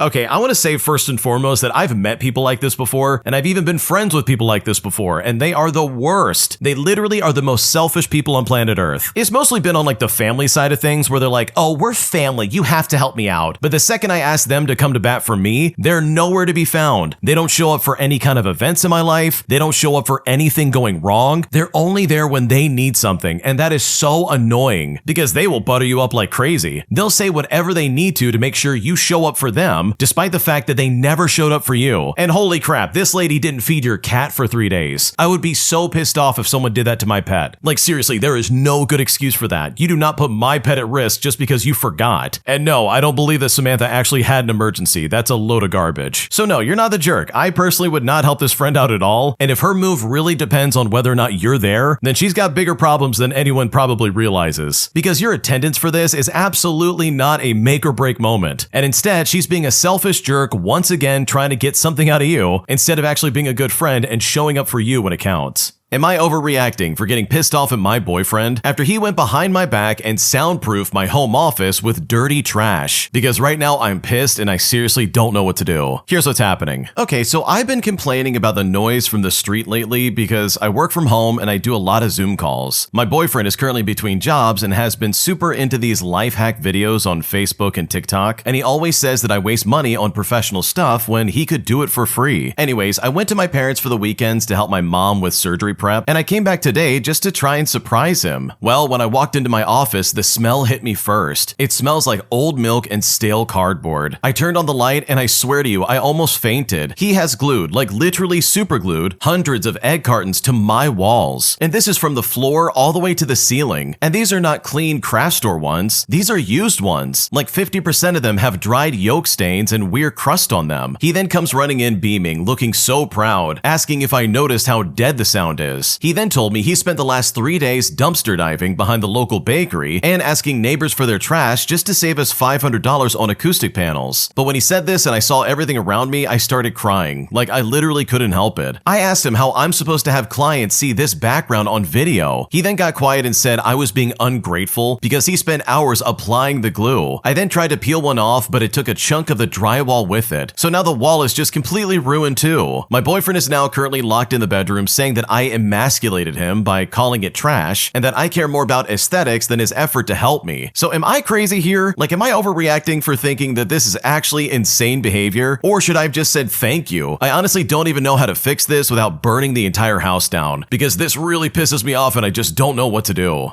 Oh my gosh, your boyfriend completely screwed up. Because seriously, why would he use super glue? There's so many things he could have done that would have been better for the wall than super glue. Like, what's going on right now? The original poster also stated that this is going to come out of their deposit because they're the only ones signed on the lease. So the boyfriend's not going to pay for any of this. Like, this is going to come out of the original poster's pocket. But my God, the fact that he did this without asking first or being like, hey, I'm going to do this for you is just crazy in my opinion. And I personally can't stand when people do that, especially when they do like a crappy job. If I wanted my room soundproofed, I would have asked you about it and we could have like worked together on it. But instead you came in with like literal trash and stuck it to the wall. And it's like, dude, no one's gonna want that. That is so unbelievably disgusting. Especially with him using old egg cartons on the wall. Sure, it might like do some kind of soundproofing, but also it's gonna smell like garbage. So yeah, you are not overreacting. This guy's an idiot for doing this. Because this didn't save you $500 on acoustic panels. If anything, it's probably gonna cost more just to try and repair it. Am I the jerk for kicking my mentally ill brother out of my house when he started treating my wife like actual garbage? Because I honestly kind of knew this was going to happen, but it still is really devastating to see it take place. And at this point, I don't know what to do. Here's what's going on. For a bit of context, I'm married and I own a home with my wife in Los Angeles. My younger brother is about 2 years younger than me, and he has never lived on his own. He lived with my dad until he turned about 24 years old, and then he moved into his girlfriend's parents' house until he was 28 years old. But once they broke up, my dad gifted him a condo that was above his business. Now, my younger brother got a ton of free passes with my dad. He trashed the condo, didn't take care of anything, and my dad finally decided to retire and sell it because he just simply couldn't take it anymore. My brother's also on his third car, all of which bought by our grandfather. Also, about 4 months ago was when he got kicked out. He came to our door begging, and I knew exactly how it was going to go. I told him he had 1 month to get his life together, and honestly, I just kept caving. My wife is an actress, and she only books about once every 6 months. She does auditions and classes daily for an hour or two, but mostly she just does housewife stuff. So I told him right off the bat, she was not doing any of that for him. I don't care if he's working 5 jobs. He is doing his own laundry, he's doing his own cleaning, and he's doing his own cooking. Now, of course, he left messes. He threw his laundry on the floor, made the argument that he is working full time and she's not, and I was like, okay, this is her home. Then, when I told him that he would have to pay bills 2 months in, he got mad and said, oh, well, your wife doesn't pay bills. But it's like, dude, she's my wife. She takes care of our home. Anytime I told him to stop making extra work for her, he would say, oh, she's a housewife. She's doing it for you, so I don't understand why she can't do the same for me. He even asked why I get to have my laundry done and my meals cooked for me, but he can't and works as much as I do. It honestly drove me crazy. He also would make noises while my wife was in auditions, which was really frustrating for her. Not even like accidental, like screaming watching a sports game 5 seconds after we told him that she was going on Zoom. And this was one of my breaking points. She has dedicated her whole life to this, ever since she was like 9 years old. When I started making good money, the first thing I was excited about was that she could focus on her dreams. She finally got a good agent. The auditions that she was getting were huge, and she was on cloud 9. But as soon as he started doing this, I noticed that she was getting stressed. And one of the main issues is he works nights. He was there all day while I was at work, and if she asked him to be quiet, he simply didn't care. He said he didn't consider it a career, and he didn't think that she'd make it, so he didn't feel feel the need to care about it, as if her making it or not changed anything about it being her home and her dreams. If I was home and I told him to shut up, he would. However, during the day, he simply didn't listen to her and instead made her cry. And that was the day that I told him to get out. He's had enough free passes and it's time to grow up. My other brothers got mad and said that I'm heartless because he's struggling mentally, but the guy's been struggling mentally since he was like 16 years old, and he's never attempted any kind of therapy, medication, or anything. He just cries and relies on everybody else to do everything. So seriously, am I the jerk in this scenario for kicking my brother out after the way he treated my wife? Because right now I'm still incredibly pissed off. Okay, in my opinion, I don't think you're the jerk for kicking him out, but I am convinced you just did not think this through and you are completely foolish for letting him move in the first place. You knew this was going to happen. You know there's a pattern with this guy and yet you still allowed him to move in. And so for 2 months, you had to deal with this guy while he's a complete nightmare for your wife. That is so unfair for her. She doesn't need to cry over this guy. She has no reason to be stressed out about this idiot. If you knew this was going to be the case, then he should not have moved in. You should have said straight up, I'm sorry, but you can't come here. Because you put your wife through stress that she didn't need to deal with, and that is absolutely not fair, and that definitely falls on you. Am I the jerk for telling my sister-in-law that she needs to take a shower because she really smells bad? And even though she tried to excuse it by saying she has a health condition, I told her it doesn't matter. Her hygiene is nasty and she really smells incredibly foul. And as you can probably imagine, this really offended her when I said this. And now I'm kind of wondering if I'm the jerk or not. Here's what happened. Okay, so my sister-in-law has a health condition that causes her to sweat more than average. She could be doing nothing physically, but still be sweating bullets. And it can even be cold out and she will still break out into a sweat. This is something that I've always known about her since we started talking back in high school, and although we weren't super close back then, it was something that I can live with. Well, flash forward to modern day, and I'm now with her brother, and oftentimes she likes to stop by very often since we live very close together, and this I absolutely don't mind since she's overall a sweet person and likes to bring free food. The only issue is that she smells, and I'm talking like absolutely foul. I know she wasn't the most hygienic person sometimes out of forgetfulness, but after she moved out of her parents' house, nobody was there to remind her to shower, put on deodorant, and brush her teeth. And you can clearly tell she doesn't do any of that nearly as much as she should. Now, anytime she comes over, her smell really bothers me. After she leaves, I have to literally open all the windows in the apartment and spray the entire place down. I have to fight myself from gagging whenever she goes to hug me. And sometimes I can barely be around her for dinners without her body odor grossing me out too much to even focus on the food. And unfortunately, this was the exact case while we were all out at dinner together, where her smell at some point was so bad that I had to go to the bathroom to throw up. And at that point, I completely had enough of her stench. After dinner, I pulled her aside and I tried my best to gently explain to her that she really needs to shower and put on deodorant since she smells awful. Well, her reaction was to remind me that she can't help it due to her health condition since she would just sweat through all of her deodorant not even halfway through the day. But that's when I just flat out told her that I don't care about her health condition and that if anything, because of it, she should be even more hygienic, even going as far as to offering to even buy her deodorant and soap if it means that she just uses it. When I said this, she ended up breaking down crying about how she can't help her condition and she doesn't understand why I'm being so mean to her. Now, did I point this all out nicely? Well, no, absolutely not. But it's starting to drive me insane that every time I'm around her, she smells like a barnyard. So now I really need to know if I'm the jerk in this situation because honestly, I don't know what else to do.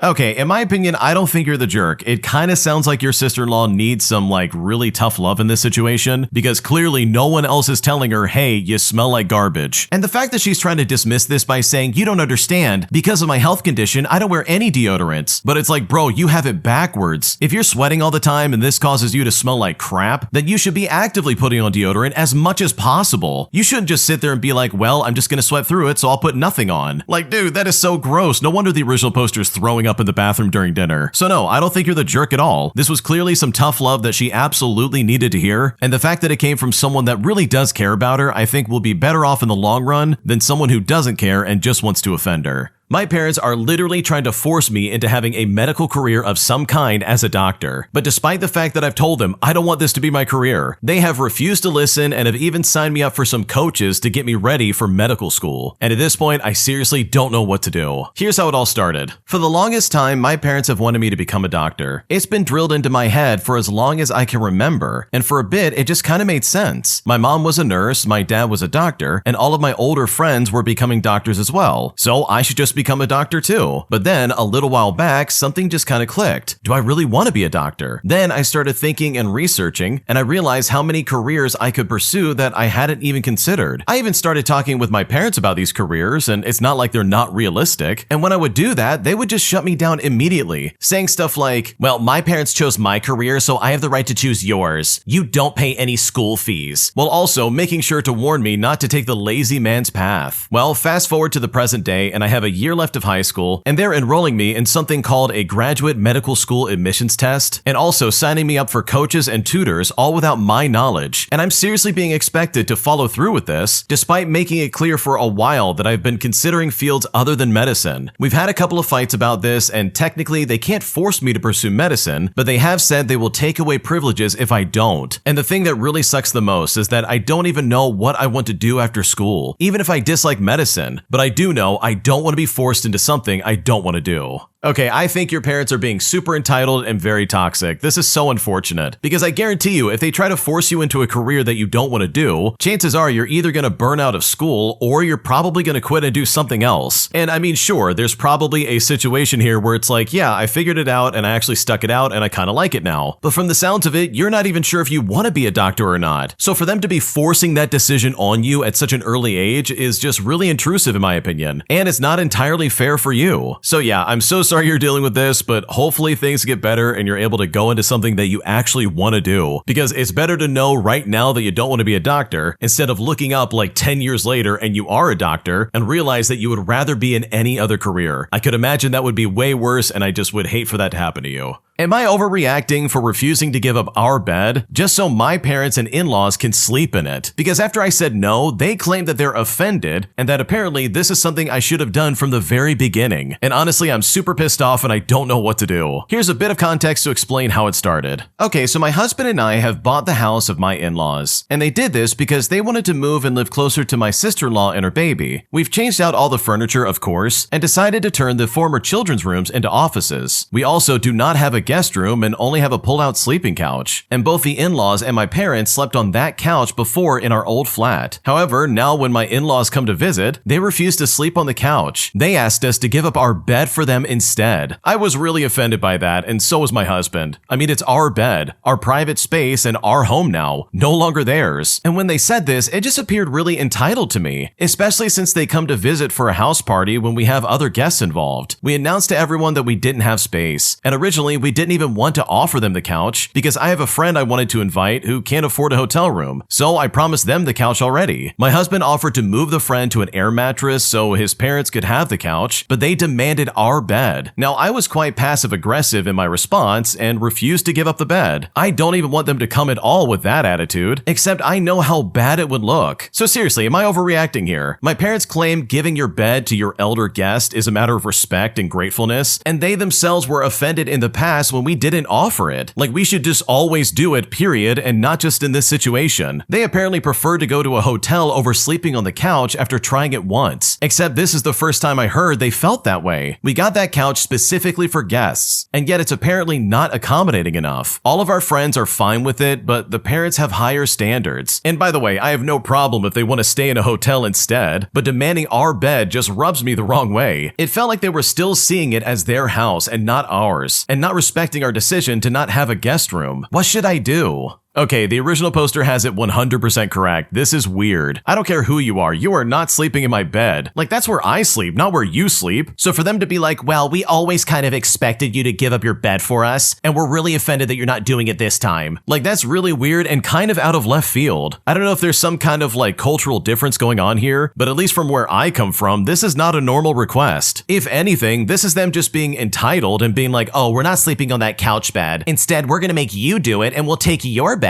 And it's like, no, I don't think so. I'm not doing that. Go get a hotel if that really bothers you that much. So no, you're not overreacting by being pissed off about this, because I would also be pretty upset as well. Because their request is weird and you should not be expected to adhere to it. My boyfriend of 6 months tattooed my name across his chest as his way of showing his commitment to me, but instead of making me feel romantic and loving towards him, it really made me uncomfortable, and now I really don't know what to do from here. Here's what's going on. Okay, so my boyfriend and I are in our early 20s, and this is my first serious relationship. Lately, I've been asking him for more commitment. Not anything extreme like marriage, but practical things, such as introducing me to his family and his friends, and having clearer conversations about the future instead of keeping things vague. For my birthday, instead of getting me a gift or planning something, he surprised me by tattooing my name on his chest. It's his first and only tattoo, and it's very large. He believes this should mean a lot because I've been asking him to show more commitment. But the problem is that this isn't what I meant by commitment at all. I very specifically asked for real-life actions that make me feel included in his life and his future. And I'll also be honest about something that feels petty, but it's still true. After I found out how much a tattoo that size costs, part of me couldn't help but wish that money had gone towards like an actual birthday gift or a shared experience instead. My friends say that I'm being ungrateful and that I should move at his pace because we've only been together for 6 months, and that a tattoo is a huge romantic gesture and proof that he's serious about me. But instead of feeling loved, I feel uncomfortable and misunderstood. What worries me the most is that when I communicated something specific I needed, he responded with a dramatic gesture that doesn't actually address it. And I think we have very different ideas of what commitment looks like. He really does seem to love me, which is why this is all so confusing. Is this something that could be worked through with better communication? Or is it reasonable to see this as a red flag? And how do you help someone understand your needs when they think they're already showing up in the biggest way possible? Also, I looked up how much tattoo removal cost, and I would feel really bad mentioning how I feel and making him pay for that. It just adds another layer of guilt to an already confusing situation. What should I do?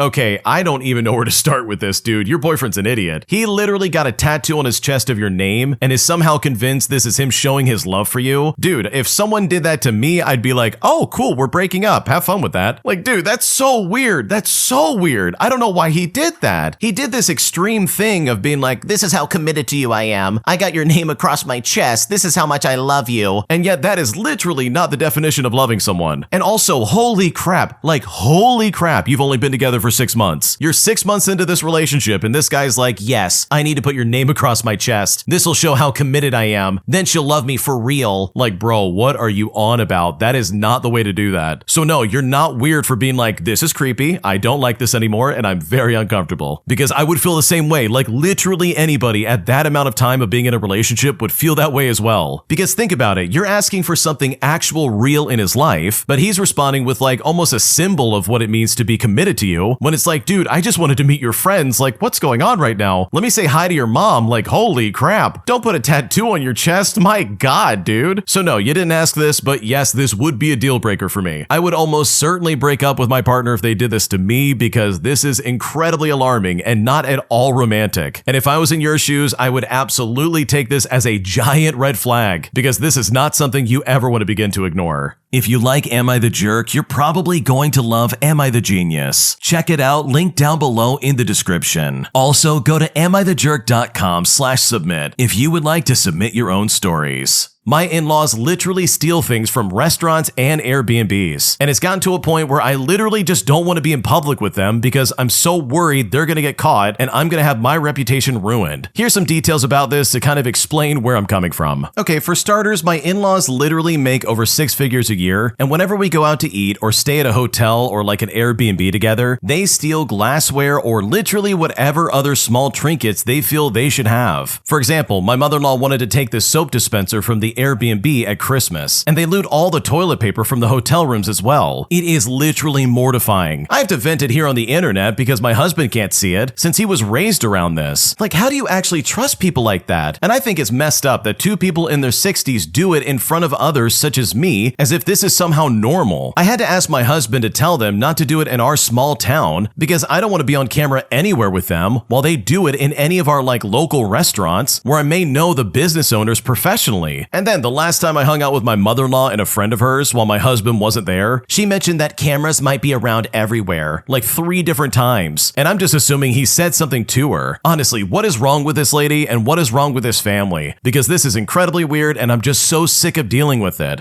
Okay, bro, I don't know if you realize this, but someone in the comment section put it perfectly. You know for a fact they have stolen things from your home, right? Like if they're willing to do this at an Airbnb, I could care less about the hotel issue, but someone's house that they're renting, that you better believe they're probably willing to do that at your place as well. Honestly, I think the fact that they steal all the toilet paper from a hotel is kind of funny in my opinion. I don't care as much about that, but someone's private home that you're literally renting through Airbnb, bro, don't steal from that. What are you doing? So yeah, if I was in your shoes, I would start putting things under lock and key, especially if you don't want them rifling through your stuff like some kind of stray dog, because I'm willing to bet they've probably done this to you at some point. Am I the jerk for kicking my brother out of my house after I discovered that he threw a party at my place without my permission that completely trashed my house? Because right now he's saying I'm a jerk and I'm ignorant for doing this. But at this point, I'm super pissed off and I don't know what to do. Here's how it all started. Okay, so about 2 nights ago, I received a call from my neighbor explaining that there are multiple cars outside my house and loud music coming from inside. Well, I immediately asked my neighbor to knock on the door and ask what's going on. And it's here that he was told that it was a party. I was on a night out with my girlfriend and was absolutely furious, as we had previously made it clear, no parties unless I give permission. For a bit of backstory, my brother broke up with his girlfriend who he was living with, and we gave him a room in my house until he saved up money from his job to find a place. We obviously had some basic rules, like he had to clean up after himself and help throughout the house. Anyways, I thanked my neighbor for notifying me and I instantly went home. When I arrived, the music was still loud and I entered a dirty house with glasses everywhere and a bunch of drunk men and women all over the place. I then immediately found him and I shut it all down. Once everybody had cleared out, we had a massive argument and I ended up kicking him out at night. The living room, by the way, was completely trashed, with one of the glasses shattered all over the floor and spilled alcohol everywhere. The next day, my brother called me and we got into another argument, him calling me an ignorant jerk and insulting me. So seriously, am I the jerk for kicking him out in the middle of the night after what he did? Because right now I'm still reeling from this and I am so pissed off. Dude, if someone trashed my house after I told them specifically, hey, don't have a party while I'm gone, I would lose my mind. Also, you really should not have to specify that towards someone living in your house temporarily. It should be implied that, yeah, I'm not gonna throw some kind of wild drunken party while you're gone. Like, holy crap, this guy does not sound like a good person, and it sounds like he doesn't appreciate what you're doing for him at all. So no, you're not the jerk for kicking him out, because I know if I was in your shoes, I would have done the same thing. Am I the jerk for not allowing my sister-in-law's husband to stay in the bridal suite while we were getting ready? Because honestly, we were kind of in our underwear and I didn't want him in there. But after this happened, I feel like I really pissed off my sister-in-law, and now I'm kind of in a situation where I simply don't know if I'm in the wrong or not. Here's how it happened. Okay, so for my wedding day, we rented a hotel suite in the city. I paid for hair and makeup for all my bridesmaids, and as a courtesy, I also paid for my mother-in-law and my sister-in-law. I'm not close to my sister-in-law, but she is very close to my husband, so I just included her just for the heck of it. On the morning of the wedding, my mother-in-law and sister-in-law arrived late because my sister-in-law and her husband had been on a beach trip. When they arrived, my sister-in-law brought her husband into the suite with his clothes so that he could get ready for the wedding later, which really surprised me because she didn't mention anything about bringing him with her. All 3 of them sat on the couch and her husband stayed there on his phone. I then texted my husband asking if he was supposed to stay and get dressed there, but he didn't know either. Well, I then told him that this was meant to be a women-only space since all of us were wearing robes that open easily and our underwear was visible. I asked my husband to tell his sister that her husband could wait in the hotel lobby, but she refused and was also against the idea of him driving back alone to our house to get ready with my husband and groomsmen because she didn't want to risk him getting lost since he's from another country. She got upset and tried to leave, but the hair and makeup artist convinced her to come back since it was already paid for. So she got her hair and makeup done, and then all 3 of them left anyways and waited in the lobby. They even ended up getting dressed in the lobby bathroom, even though my mother-in-law and sister-in-law were allowed to stay in the suite if they wanted to. My mother told me privately that she thought it was rude to bring a man into a room where only women were getting ready. So seriously, am I the jerk for not allowing him to stay there? Was I being inflexible? She was clearly very upset about the whole thing, and I totally understand that maybe she just didn't want him to wait alone for hours in the lobby while we were getting ready, but honestly, I don't know what else to do here. What should I do?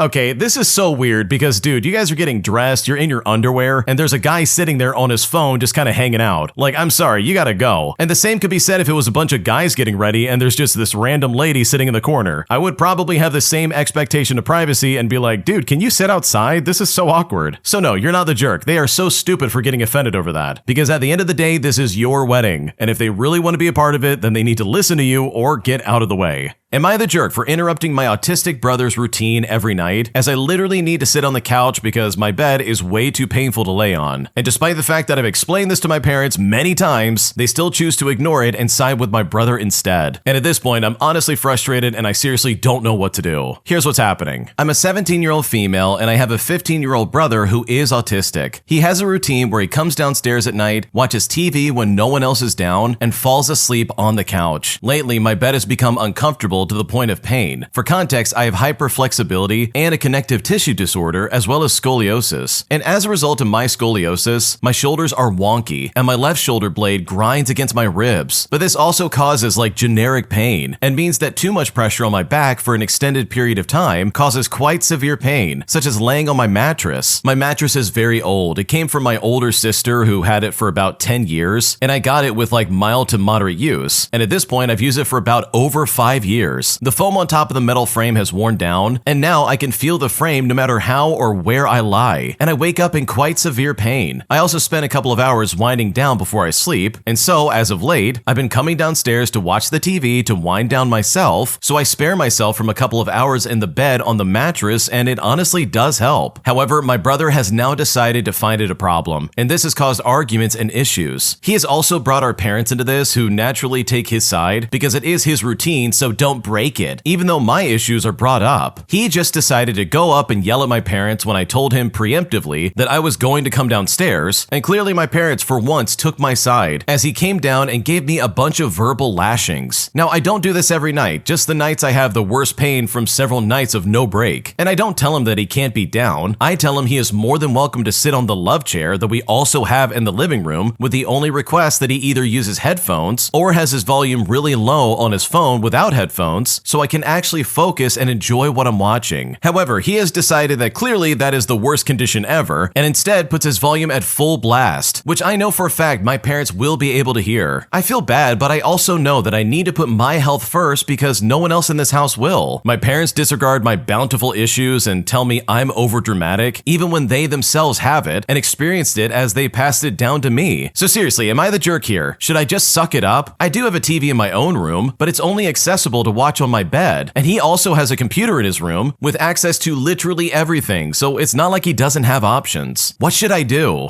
Okay, in my opinion, your parents are really the problem here. Also your brother, but I'll get to that in a second. Your parents have basically justified this behavior from your brother for way too long, and they've essentially made it where like, yeah, they allow him to do pretty much whatever he wants because this is supposedly a part of his routine. The original poster also clarified that yes, their brother is autistic, but he's also high functioning, as she goes on to say that he lives a relatively normal life with minimal limitations, meaning that he very easily could like, I don't know, do whatever he's doing on his phone while also having his headphones on, or at least turning the volume down and being respectful. But seriously, the fact that your parents haven't gotten you a new mattress is crazy in my opinion. You've got scoliosis, you've got all these issues with your back, and they just simply don't care at all. Like they literally are just like, yeah, but your brother's routine. And sure, they came to your defense that one night, but like, dude, why are they not doing anything about that? It is incredibly ignorant for them to sit there and do nothing while you're suffering every single night. So no, you're not the jerk for interrupting anybody's routine, because you're obviously in pain and you're just trying to find a way to fall asleep, and the way you're being treated is just not fair in my opinion. Am I overreacting by being upset after my mother-in-law took my phone from the kitchen and brought it upstairs to her bedroom? Because after dealing with her going through my mail in the past, I'm kind of concerned that she tried to do something with my phone but got caught in the act. And now I'm not sure what to make of this and I just don't know what to do. Here's how it happened. To start things out, I'm a 34-year-old female and I was cooking and had my phone sitting on the kitchen island. My mother-in-law came downstairs empty-handed to ask me if I had seen something. I said no and I told her I would keep an eye out for it and I continued cooking. cooking, and she looked around the kitchen for a bit and then she went back upstairs. She was probably down there for like a total of 5 minutes. Well, about 10 minutes later, I went upstairs to ask my partner a question, and when I went back down, I noticed my phone wasn't on the island. I went back up to ask my partner to call my phone, and I stood in the room for a bit and I just didn't hear it. So I went back down to the kitchen and I stood, but still I got nothing. Then I go back upstairs, and when I got to the top, my mother-in-law comes out of her room with my phone in one hand and her phone under her armpit. I had to stand there for a minute confused, and she hands me my phone while saying, "Oh, your phone was in my room. I have no idea how it got there. It was in my covers." I said to her, "Okay," and then I took it. Then I walked back to my partner. Then she followed me for a bit, just repeating that she has no idea how it got there. Now the thing is, she has an iPhone that has a purple case, and I have an Android with an all black case and a screensaver of an astronaut. Our phones do not look similar at all. She has picked up mine and my partner's phones in front of us before without looking, and then instantly realized they weren't hers and put them back down right away. So if she grabbed mine by mistake, why then would she go back to her room and see that it was hers and not just bring it straight back down to me? She had it up there for over 10 minutes. She also didn't bring it out when it started ringing. It went all the way to voicemail before she brought it out. Her reaction also confused me, just repeating that she had no idea and not saying something like, "Oh, sorry, I must have grabbed it thinking it was mine." Now, just for a bit more context about why I'm feeling uncomfortable about this, about a year after moving in here, she randomly started opening my mail. Our names are also not similar in any way. Mine is a very traditional Irish name, and hers is very French, so the spelling could not be more different. She only ever opened mine and never my partner's, despite them sharing a last name. My partner questioned her, and at first she just straight up denied it. But then when he said that he had witnessed her do it, she conceded that she had done it mistakenly once or twice. But it happened over 5 times. But once he told her to stop, it hasn't happened since then. Outside of these instances, she is nothing but kind and loving to me. So it really throws me off, and I have no idea if I'm overreacting here. What should I do?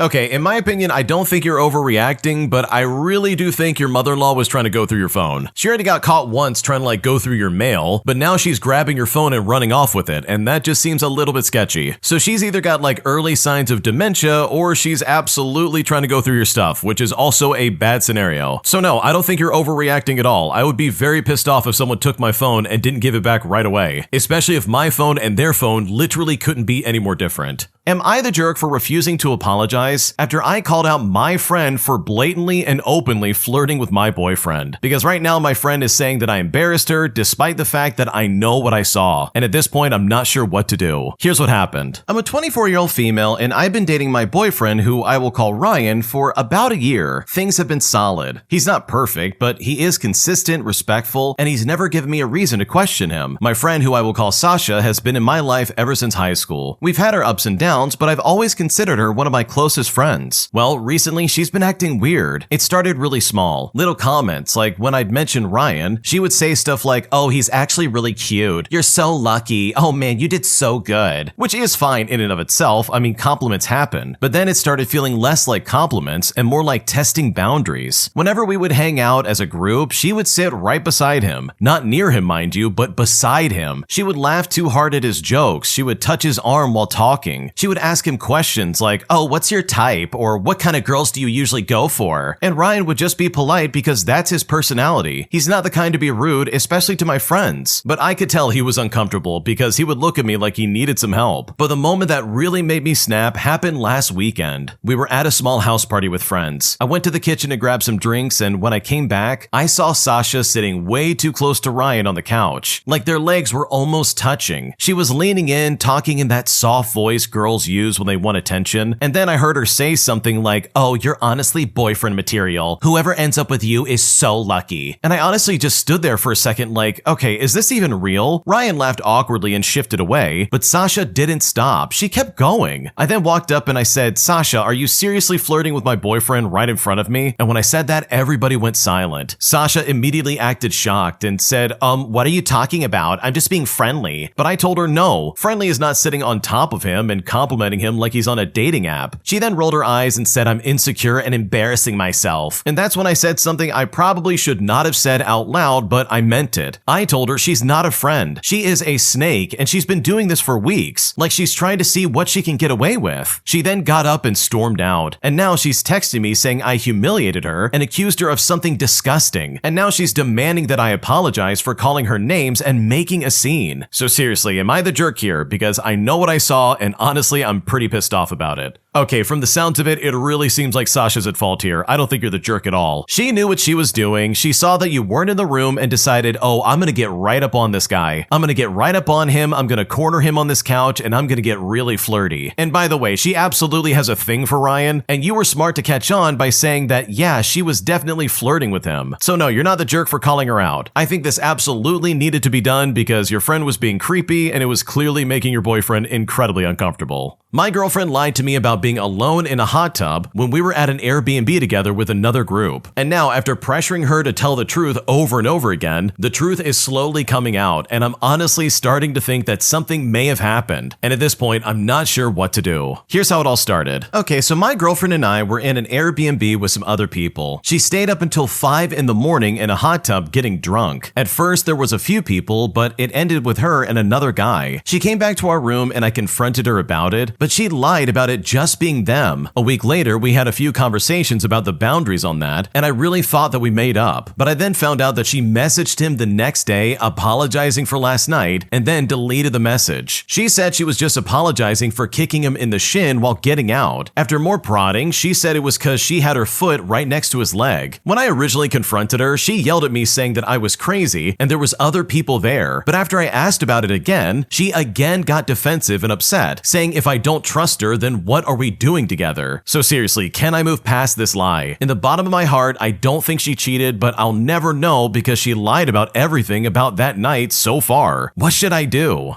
Okay, in my opinion, it seems like the truth is slowly trickling out in this situation. We don't have a lot to work with here, but obviously it seems like the girlfriend is not being completely honest with you. And in my opinion, it does kind of sound like something happened that she doesn't want you to know. Also, holy crap, why are you getting drunk in a hot tub until 5 in the morning? That not only doesn't sound safe, but to do that around people you don't even know, that is incredibly irresponsible. So in my opinion, I think she's definitely hiding something and she's getting defensive because you're slowly peeling back the onion. And I think it's only a matter of time until she confesses what really happened in that hot tub because clearly she doesn't want you to know about it. Today, I messed up by proposing to my girlfriend after handing her a hot sauce packet from Taco Bell that said on it, "Will you marry me?" Because she not only believed that this was in fact a marriage proposal, but it also forced me into a situation where I simply had to go along with it, as I simply couldn't bear the idea of breaking her heart and making her feel bad. And now that we're married and it's all said and done, I still think back to that moment and I regret it so much, because this is not the way I wanted any of this to go down. Here's what happened. Okay, I want to start off by saying that this was never supposed to be a proposal. It was a joke. We weren't even at some fancy restaurant. We were literally just sitting in my car eating Taco Bell. She asked me to hand her a hot sauce packet and I said, "Look at this one," smiling. She took it from me and read it and froze. It read, "Will you marry me?" Her eyes then went wide. Then she covered her mouth and whispered, "Oh my God." When she said that, my stomach dropped. I opened my mouth to explain, but she looked at me like I had just done something brave, like I was someone I wasn't. She asked me, "Do you really mean it?" And her voice was shaking, and honestly, I was panicked because in that moment I saw it all. The hope in her face, the way her whole world seemed to brighten up, and I realized something awful. If I told the truth, I would crush her. I would be the guy who handed her a fake proposal by accident. The guy who made her feel stupid for believing in something sweet. And I couldn't do it. I was too much of a coward. So instead of just saying, "No, it's just Taco Bell," I swallowed hard and I said yes. Her eyes then filled with tears. She looked at me and said, "Yes?" And my heart was pounding so loud I could barely hear myself as I repeated yes, even though it wasn't even a question I'd meant to ask. She then started laughing and crying at the same time, throwing her arms around me, and I just sat there holding her, feeling like I was watching someone else's life happen, because now I was trapped inside a moment I had not chosen. Fast forward and weeks passed by and everybody knew about this. Her parents knew, her friends knew, people congratulated me like I had done something incredible, and every time someone smiled at me, I felt worse, because the truth was I hadn't been brave, I hadn't been romantic, I'd just been scared to break her heart, scared to admit that I wasn't the kind of man who made big gestures like this. So I just kind of went along with it. I bought a ring because it was too late not to. I planned a wedding because the lie had grown roots. And the whole time, that stupid hot sauce packet sat in my drawer like evidence. On the day we got married, she looked so happy walking down the aisle. And I remember thinking, this is what I get for being a coward. Not because I didn't love her, I mean I did love her, but because I never meant to start out our forever with an accident I was too afraid to correct. And when people ask how I proposed to her, she always laughs and says Taco Bell. Everyone thinks it's the cutest story, but only I know it started with me being too scared to tell the truth. Oh my gosh, this is my worst nightmare. Can you imagine being in that situation, sitting in your car, eating like a Crunchwrap Supreme, and your girlfriend looks at you and says, "Oh my God, are you proposing to me?" It's like, dude, all you did was hand her some hot sauce and the packet says, "Will you marry me?" And you're like, oh my God, wait, no, this is not how I want to do this. Wait, no, please don't do this to me. And honestly, if I was in your shoes, I would probably feel the same way. But I can guarantee you I would not follow through like this. The original poster has a commitment to this situation in which I could never understand, like at all, not in a million years. Because at some point, you just want to scream from the rooftops, wait, this is not how I wanted this to happen. I wanted this to be way different and way more romantic. Like doing it in front of the Eiffel Tower or like in Japan or something like that. Not in my crappy Honda Civic with Taco Bell grease all over my fingers. Like, holy crap, I can't imagine being in that situation. But here's the good news. It sounds like you love your girlfriend and you obviously want to be with her, because I don't think anyone in their right mind would be like, okay, I guess I have to marry you now. Like, this is my life. Because that would be a whole different level of crazy that I can't even comprehend. So yeah, this didn't work out the way that you wanted it to, but honestly, it worked out. You got married to the woman that you love, even if it happened through some pretty unorthodox circumstances. If you like Am I the Jerk, you're probably going to love Am I the Genius. Check it out, link down below in the description. Also, go to amithejerk.com/submit if you would like to submit your own stories. Am I the jerk for repossessing a trading card deck that I sold to a friend after he missed multiple payments he was supposed to pay me? Because I am literally losing money on my friend not paying for this deck of cards, and it's putting me in a position where I seriously don't know if I'm the jerk or not. Here's what happened. Okay, so I need an opinion on a financial disagreement involving a hobby of mine. I play trading card games, and in this hobby, card prices are highly volatile. A deck's value can spike significantly within days based on like tournament results or even the market's demand. Recently, I decided to sell one of my decks to a friend of mine, and because he's a friend of mine, I offered him a buddy price, which was well below market value, and agreed to let him pay in weekly installments with no down payment. My goal was to use his payments to buy a different deck that I'd been eyeing out. Well, here's where the conflict really started. On the first week, he said to me that he couldn't pay me because of an urgent college expense. Now, I've been a student, so I understood, and I told him that he could just start to pay the following week. Well, the second week, he missed the payment again for the same reason. Now, this really put me in a tough spot. The cards I wanted to buy for my new deck were rapidly increasing in price. Every week he didn't pay, my target deck became more expensive, effectively costing me more money the longer I waited for him. I eventually told him that we should just cancel the deal. I asked for the deck back so I could sell it to someone else. This deck is in high demand, and I knew that I could sell it instantly if I listed it just slightly below market price, which would still be significantly more than the discounted price I offered him. He was reluctant and unhappy about it, but he eventually returned the deck since he couldn't guarantee when he'd have the funds. Now, I've been told by a mutual friend that I'm a jerk here. They argue that as a good friend, I should have been more patient and let him keep the deck indefinitely because I knew he was struggling financially. But my perspective is that if someone is struggling with essential expenses like college, they shouldn't be prioritizing or acquiring luxury hobby items on credit. I don't feel I should have to stall my own hobby goals and lose money due to market spikes just to accommodate his lack of a budget. So seriously, am I the jerk for repossessing my deck of cards that he clearly can't pay for? Because right now I don't know what to do.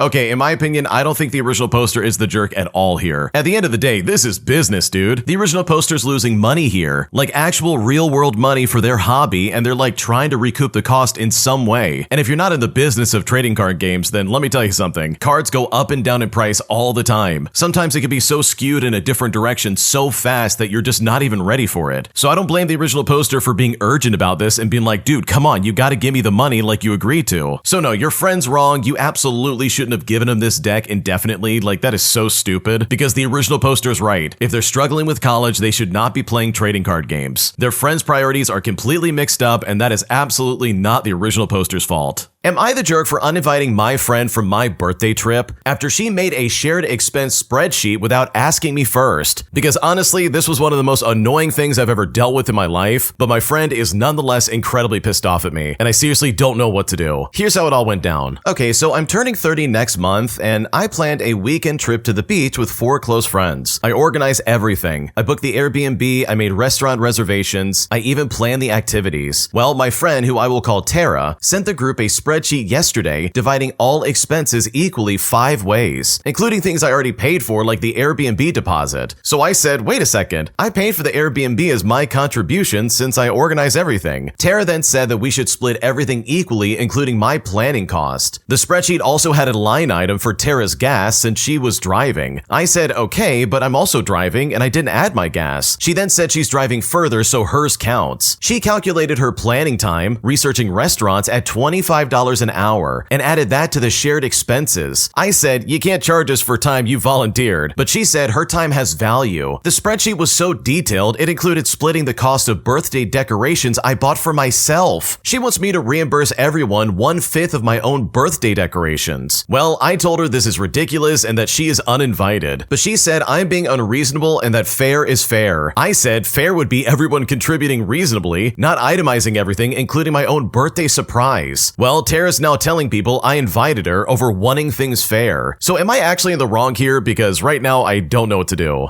Okay, Tara's really annoying. I'm just gonna say that first and foremost. What a weirdo. You mean to tell me that she said, okay, I'm gonna research some restaurants, and guess what? I'm gonna charge you per hour for that. Like, bro, this is a birthday get-together. What are you doing? You don't charge people $25 an hour just to look for restaurants? I could do that in like 5 minutes tops. Like, what is going on right now? I would just look online and be like, oh, cool, there's a Chili's like right there. We're gonna go eat there. Like, that's literally all it would take. What are you doing spending hours looking for restaurants and like planning stuff? And to then have the audacity of being like, oh yeah, I'm gonna charge you $25 an hour for that. Thanks a lot. Appreciate it. Like, bro, what's going on right now? This is crazy. If I was in the original poster shoes, I would have kicked them out as well, honestly. Like, this is some crazy behavior. For her to like go out of her way and be like, okay, but fair is gonna be fair. We're gonna split this equally no matter what. And then she splits stuff up that literally doesn't need to be split up. Just everybody pay their own way and like pay for stuff reasonably and we're gonna be fine. So no, you're not the jerk for kicking her out of this like birthday trip, because if I was in your situation, I would have done the exact same thing. Am I the jerk for telling my sister that she's selfish and for canceling her engagement dinner at my place after she refused to help me out when I was desperately in need? Because after a lifetime of dealing with my younger sibling and helping her out constantly, I've realized that she not only never reciprocates that help, but she's also completely ungrateful of all the assistance I provide. And this time she has finally pushed me to my breaking point, as now there's a giant rift in the family after I canceled everything and put her in her place. Here's what happened. Okay, so I have a younger sibling and it seems like I'm always helping her out. In college, I would help her with her essays, I would listen to her problems, and if she got stuck somewhere, I would go and pick her up. She's 24 years old now, and it's gotten pretty clear that she doesn't reciprocate helping out, or even does any favors for the family. My brother and I have both noticed, and I even had a conversation with her about it, and she said she would do better. Recently, she asked if I could use my house for her engagement dinner, and I agreed. It was a big favor in my opinion, and I have been helping plan it. Well, my sister lives very close to my kids' daycare. I left work, and on my way home,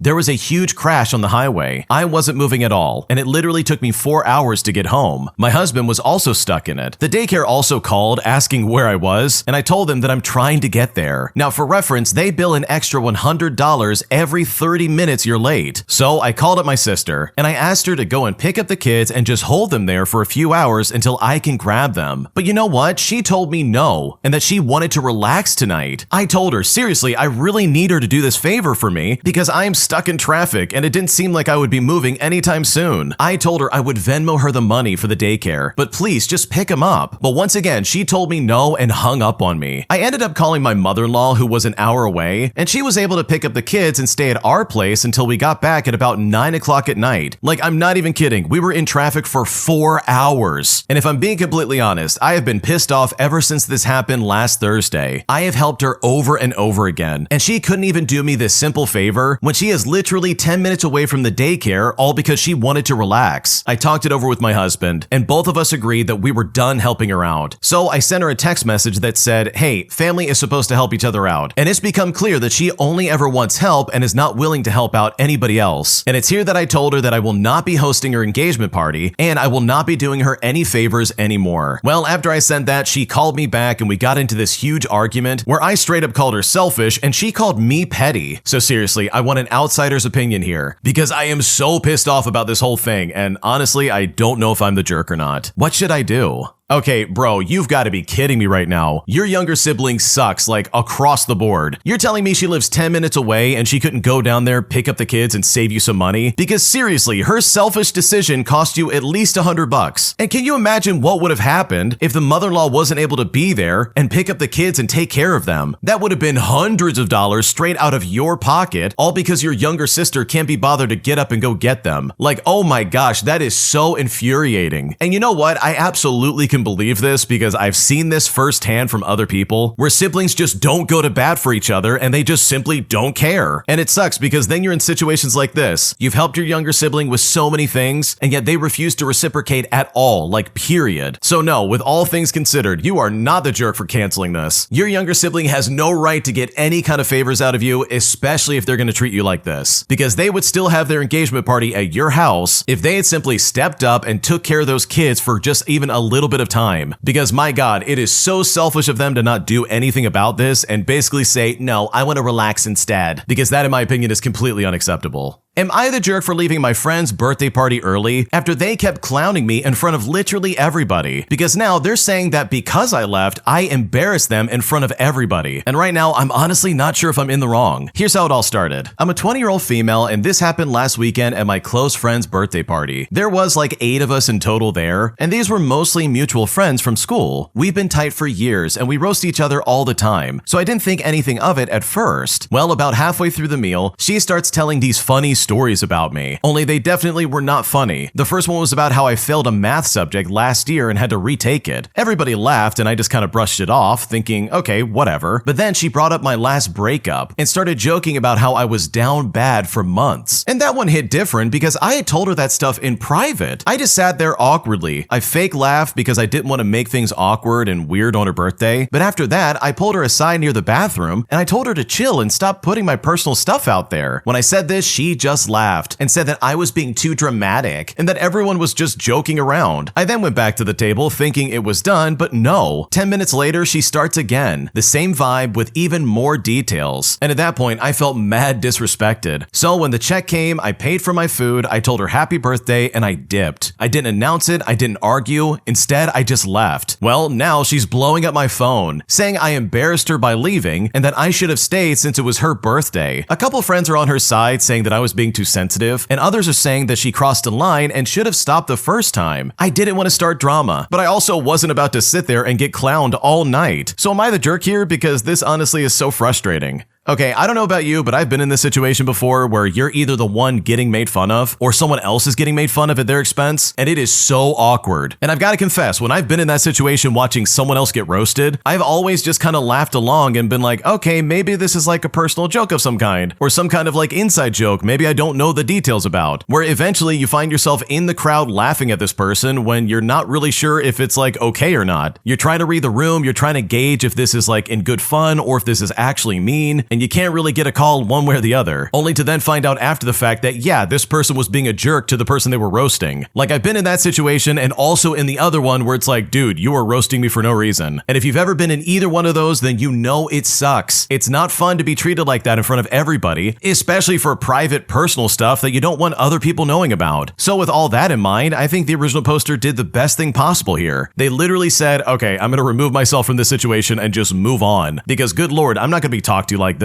And yeah, that's exactly right. They don't deserve to be talked to like that. There's no reason they should sit there and be mocked and ridiculed. I don't care if it's your birthday or not. That's absolutely unacceptable. So no, you're not the jerk. Anybody saying that you are is completely out of their mind. Because I'm sure, and I know for a fact, if they were the ones getting made fun of, they would have a much different opinion about this entire situation. And the fact that they refused to see that and just blindly follow this friend who was being mean to you, in my opinion, shows exactly the kind of person they are. I convinced my girlfriend to move to the other side of the world with me, and now she is miserable, homesick, and our relationship has been suffering ever since we moved here. And now I seriously don't know what to do. Here's what's happening. Okay, so my girlfriend is Australian and I am Spanish. We met in Australia and lived together for a year and a half, and I was working while she was studying. After she graduated, I convinced her to move back to Europe with me as I was feeling homesick. She was very excited by the move and was really eager to try living abroad. We've now been living in Spain for a year and things have been really difficult. She can't find work and is struggling with living somewhere with a language barrier, and she is learning Spanish, but she still can't go out and do things by herself without me coming to translate. Well, the last year has been really tough for our relationship. We've had a lot of stress with moving without much planning, and then issues with long and complicated visa processes. The first 6 months were particularly rough as the job I moved here for fell through, all at the last minute too, by the way. Plus, there's also been family drama that I will not get into, and if I had known how tough it would be for her, I would not have considered moving back if I'm being completely honest. I have found another good job and I am quite content with life. My girlfriend, however, is struggling to make friends. She's demotivated by how difficult the job market is right now, and she feels very homesick. She's also seeing all of her friends back home find graduate jobs while she's having very little success. She spends most days sitting in our apartment depressed, doesn't have the energy to go out to meet people, and complains about being broke and that she is wasting her life and will never find work. I have offered to help her with money to do things, but this just triggers her to tears because I'm already paying our rent and she doesn't like being financially dependent on me. I've also tried to introduce her to my friends, but she wants to make her own. I worry that she's in such a pit now that she won't be able to get out of it. I've been very insistent that if this is too much for her, then we can move back to Australia. I've even told her that I would understand if she just got up, packed her stuff, and went home alone. And then we could do some long-distance dating while I apply for a visa and plan my own move over to her. I have a very highly skilled job and I speak English, so it would not be difficult for me to move there. However, she insists that she wants to make the most of living in Europe and is embarrassed to go home having not succeeded here. I feel really guilty because I have made her come here where it is more difficult for her to find work and just to meet people than it would be in her own home country. It's also cost us a lot of time and money. When we first talked about the move, she was really excited about trying something new. And you know what? I was excited to go home. We knew it would be difficult at first, but neither of us expected this much. And now in hindsight, I feel awful that I didn't let her gain more work experience after graduating, as well as move over with more of a plan. I am really worried that she's going to grow to resent me the longer she stays, and I don't know if I should push her to just go home or if I should just keep supporting her however I can and hope that things get better. What should I do?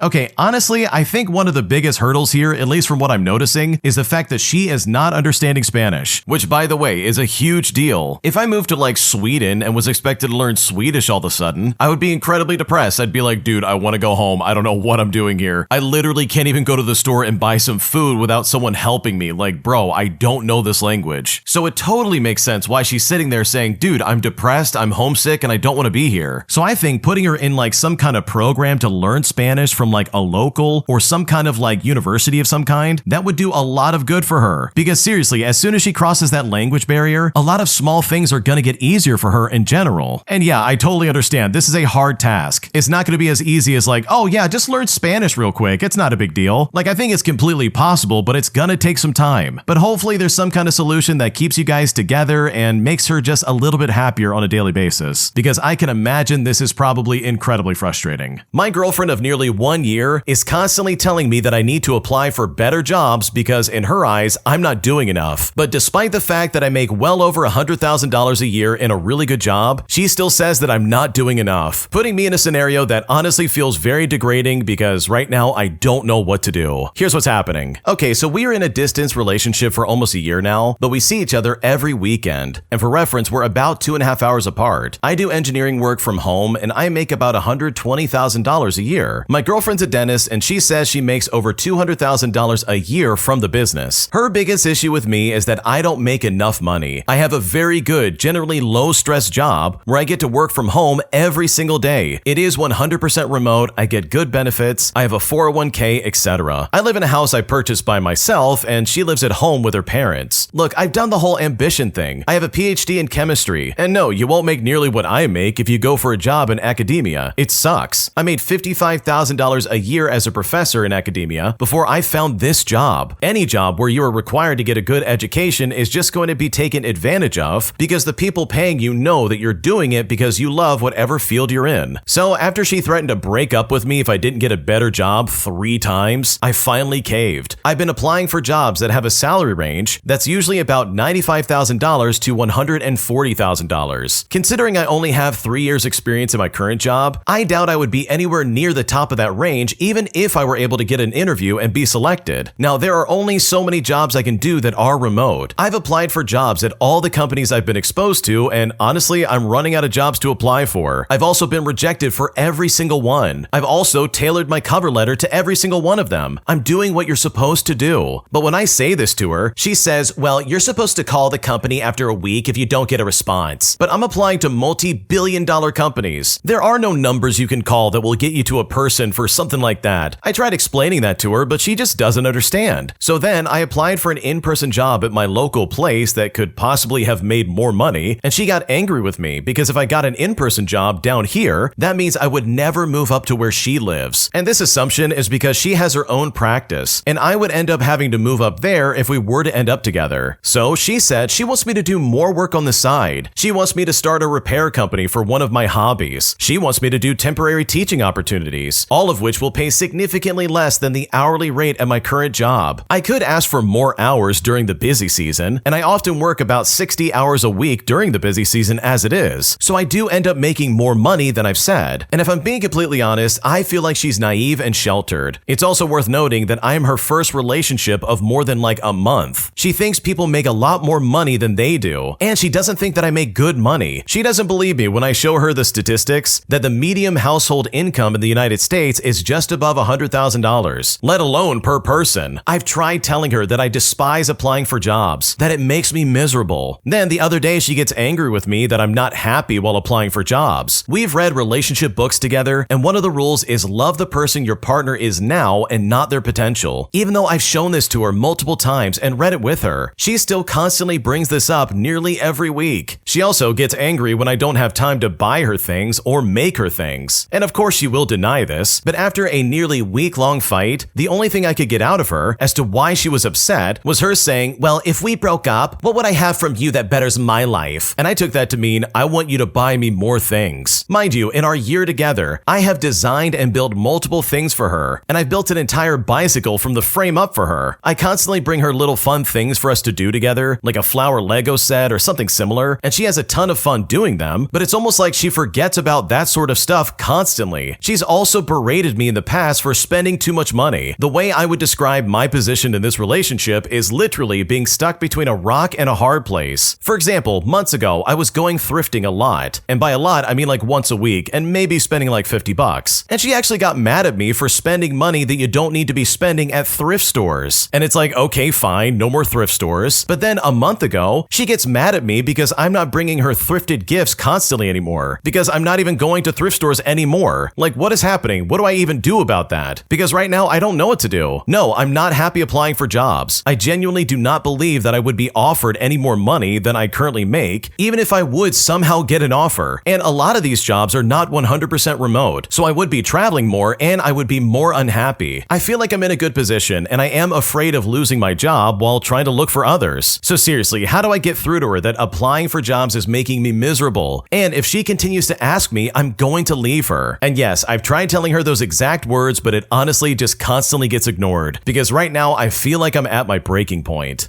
Okay, I cannot believe your girlfriend's acting like that, especially when you make over $100,000 a year. Like, seriously, that's still not enough for this lady? I'm also doubting her saying, oh yeah, I make over $200,000 a year. You need to do more. You're not making enough. Like, I don't know, that seems a little sketchy in my opinion, and it kind of seems like she's completely full of it, especially because of like how blatant she seems to be talking about it. But more to the point, I think the way she's treating you is completely unacceptable and just completely manipulative. Like, this really is super toxic if you think about it. Because dude, making over $100,000 a year is a very good income, especially in today's economy, dude. Like some people dream about making that much money. Holy crap. And here she is sitting there acting like you're not doing enough. Like what? You're doing plenty. You literally went to school and got a PhD. And the amount you're making is like the upper edge of like the salary range you would normally make. So for your girlfriend to be acting like you need to do more and also acting like you need to buy her stuff all the time, that is not only super toxic, but also incredibly degrading. And in my opinion, I would happily find a new girlfriend who would appreciate my work instead of dealing with someone who clearly will never be satisfied. If you like Am I the Jerk, you're probably going to love Am I the Genius. Check it out, link down below in the description. Also, go to AmITheJerk.com/submit if you would like to submit your own stories. An entitled jerk walks into my store and tries to return $400 worth of fishing equipment after he had just used it for an entire fishing trip. And it was honestly mind-blowing explaining to this guy why we couldn't get him a refund. Because he said if he doesn't get a refund, he's going to sue us for false advertising and for fraud. Because apparently he didn't catch a single fish during his entire trip. Here's what happened. So I work at an outdoor recreation store. We sell fishing gear with a 30-day return policy for unused items with tags attached. This man came in yesterday wanting to return $400 worth of fishing equipment. The rod, the reel, tackle box, lures, everything's still in a pile. Well, I started processing the return, but I noticed everything was wet and muddy. I then asked him if he had used this equipment, and he said yes. He said he used it for a weekend fishing trip. I then said to him, we can't accept returns on used items. But he said he didn't catch any fish, so the equipment is defective. I then explained that not catching fish doesn't mean the equipment's broken. Fishing success depends on many factors. But he said the equipment clearly doesn't work because he didn't catch anything. I then asked him, okay, did the rod break or did the reel malfunction? But he said no, they worked fine. He just didn't catch any fish. So I said to him, well then the equipment isn't defective. You just had an unsuccessful trip. He then demanded a refund, saying that we shouldn't be selling fishing gear that doesn't catch fish. But I said to him, well we do sell equipment, but we just don't guarantee that you'll catch anything. He then asked for a manager, and my manager explained the exact same thing. Not catching fish isn't a warranty issue. But the man said that this is false advertising because our fishing section shows pictures of fish. My manager said that those are illustrative and not a guarantee. The man said that he wants his $400 back or else he will sue for fraud. But we refused. He then left all the equipment on the counter and walked out saying that we can keep our broken junk, which marks probably the weirdest situation I've ever had in customer service, probably in my entire life. Okay, this is some crazy crap. You cannot be serious right now. This guy spent $400 on fishing equipment and then got pissed off he didn't catch anything. Like, bro, you literally don't need to spend that much money. Good lord. And for him to return all of that all muddy and wet and not even like attempt to clean it up or dry it off, like this guy's clearly an idiot. At least try to make it look brand new as if you didn't use it. So yeah, this guy's not the smartest person in the world, and the fact that he really thought he would get a refund for that is honestly hilarious. Am I the jerk for walking out on a dinner date after my date that I've been talking to for a while showed up with his best friend? Because truly, this turned into one of the most awkward and frustrating moments of my life, and I really just don't know if I'm in the wrong for deciding to leave. Here's what happened. Okay, so I matched with this guy on a dating app, and for the sake of the story, I'll call him Mark. We talked for about a week, and honestly, he seemed pretty normal. He was funny, polite, consistent, not overly flirty, not weird, and not one of those guys who sends like a one-word reply and then disappears for 2 days. So when he asked me out for dinner, I said yes. We picked a casual restaurant. It wasn't anything expensive and it wasn't too formal. Just something easy for a first date. I got there first, so I grabbed a table and I waited. About 10 minutes later, Mark walks in, but he's not alone. He comes in with another guy around the same age, his friend. At first, I thought maybe they ran into each other outside and the friend was just walking in with him, like they were about to like split up or something like that. But no, the friend sits down right across from me. Mark smiles like everything's normal and goes, "Oh yeah, this is my friend Josh. He was bored, so I brought him with me." And I just stared at him. I genuinely thought he was joking. Like maybe Josh would leave after saying hi. But then Josh starts talking, asking me where I'm from, what I do for work, if I date a lot, like he is interviewing me or something like that. I was so uncomfortable. It felt like I was being watched. I tried to keep it polite, but my brain was screaming. This was supposed to be a date, not a group hangout, not a test, not some weird 2-on-1 situation where I'm the entertainment. So I asked Mark quietly, "Why did you bring him?" Mark then just laughed laughed and said he did not want it to be awkward, which made no sense because now it was 10 times more awkward. I told him that I came here to meet him and not his friend, and I was not comfortable with this. Mark immediately got defensive and said that Josh is basically like his brother and I should not be acting like this is a big deal. Then Josh jumps in and says, yeah, chill, it's just dinner. But that annoyed me even more because now I'm being told to chill out by the random guy I did not even agree to meet up with. So I stood up, I put cash down for my drink, and I said that I'm leaving. Well, Mark looked shocked and said that I was being rude and dramatic. He said that I embarrassed him and made it seem like he did something wrong. So I told him, you did do something wrong. He changed the whole plan without telling me and put me in an uncomfortable situation. As I walked out, Josh literally laughed and said, well, I guess she can't hang. Now, Mark has been texting me saying that I overreacted, that his friend was only there because he gets nervous on first dates, and that I could have at least stayed and been nice. But I feel like I'm not crazy for thinking this is weird. If he was nervous, he could have just told me beforehand, or chosen like a less intense date, or met in public for coffee, or anything other than like surprising me with an extra person. So with all things considered, am I the jerk here? Because honestly, I don't know what to do. Dude, there's no way you're the jerk. This is really weird, especially for a first date. Like, bro, you don't even know this guy that well. And here he comes to your dinner date with his best friend sitting across from you. Like, Mark didn't even have the decency of sitting across from you. He had his friend sit there and Mark is just off to the side. Like, what's going on right now? This is weird. But I can pretty confidently say that if I went on a date with a lady and she brought her best friend to interview me, I would also be pretty frustrated and most likely leave as well. Because this is just disrespectful at this point. Like, there's no way this is okay. So no, you're not the jerk for walking out. This makes complete sense because Mark put you in a weird situation that honestly you didn't deserve to get put in the first place. I used to have one of the creepiest, weirdest managers I've ever had in my life, as he was not only charismatic and attractive, but he also had a massive influence on all the young women we worked with. But eventually this guy got fired, and I'm starting to think that the way he acted absolutely played a role in all of this happening. Here's how it started. Okay, for the sake of the story, I'll call this weird manager Paul. He was our new manager at this hotel, and while I didn't work directly at the restaurant, I was at the small cafe inside. Paul was a mid-50s guy who was attractive, he was in shape, and obviously stuffed with Botox. So yeah, he cared about his appearance a lot. We interacted often, but not that close. He was acting childish, and honestly, he started making some really inappropriate jokes that just should not have been said at work. In fact, he started getting away with a lot of stuff. Employees liked him a lot because they would do whatever they wanted, and human resources was just this young woman who always praised him. When he was hired, he also brought in a lot of his former employees from another restaurant, and all of them were super young. We're talking ages 19 to 21.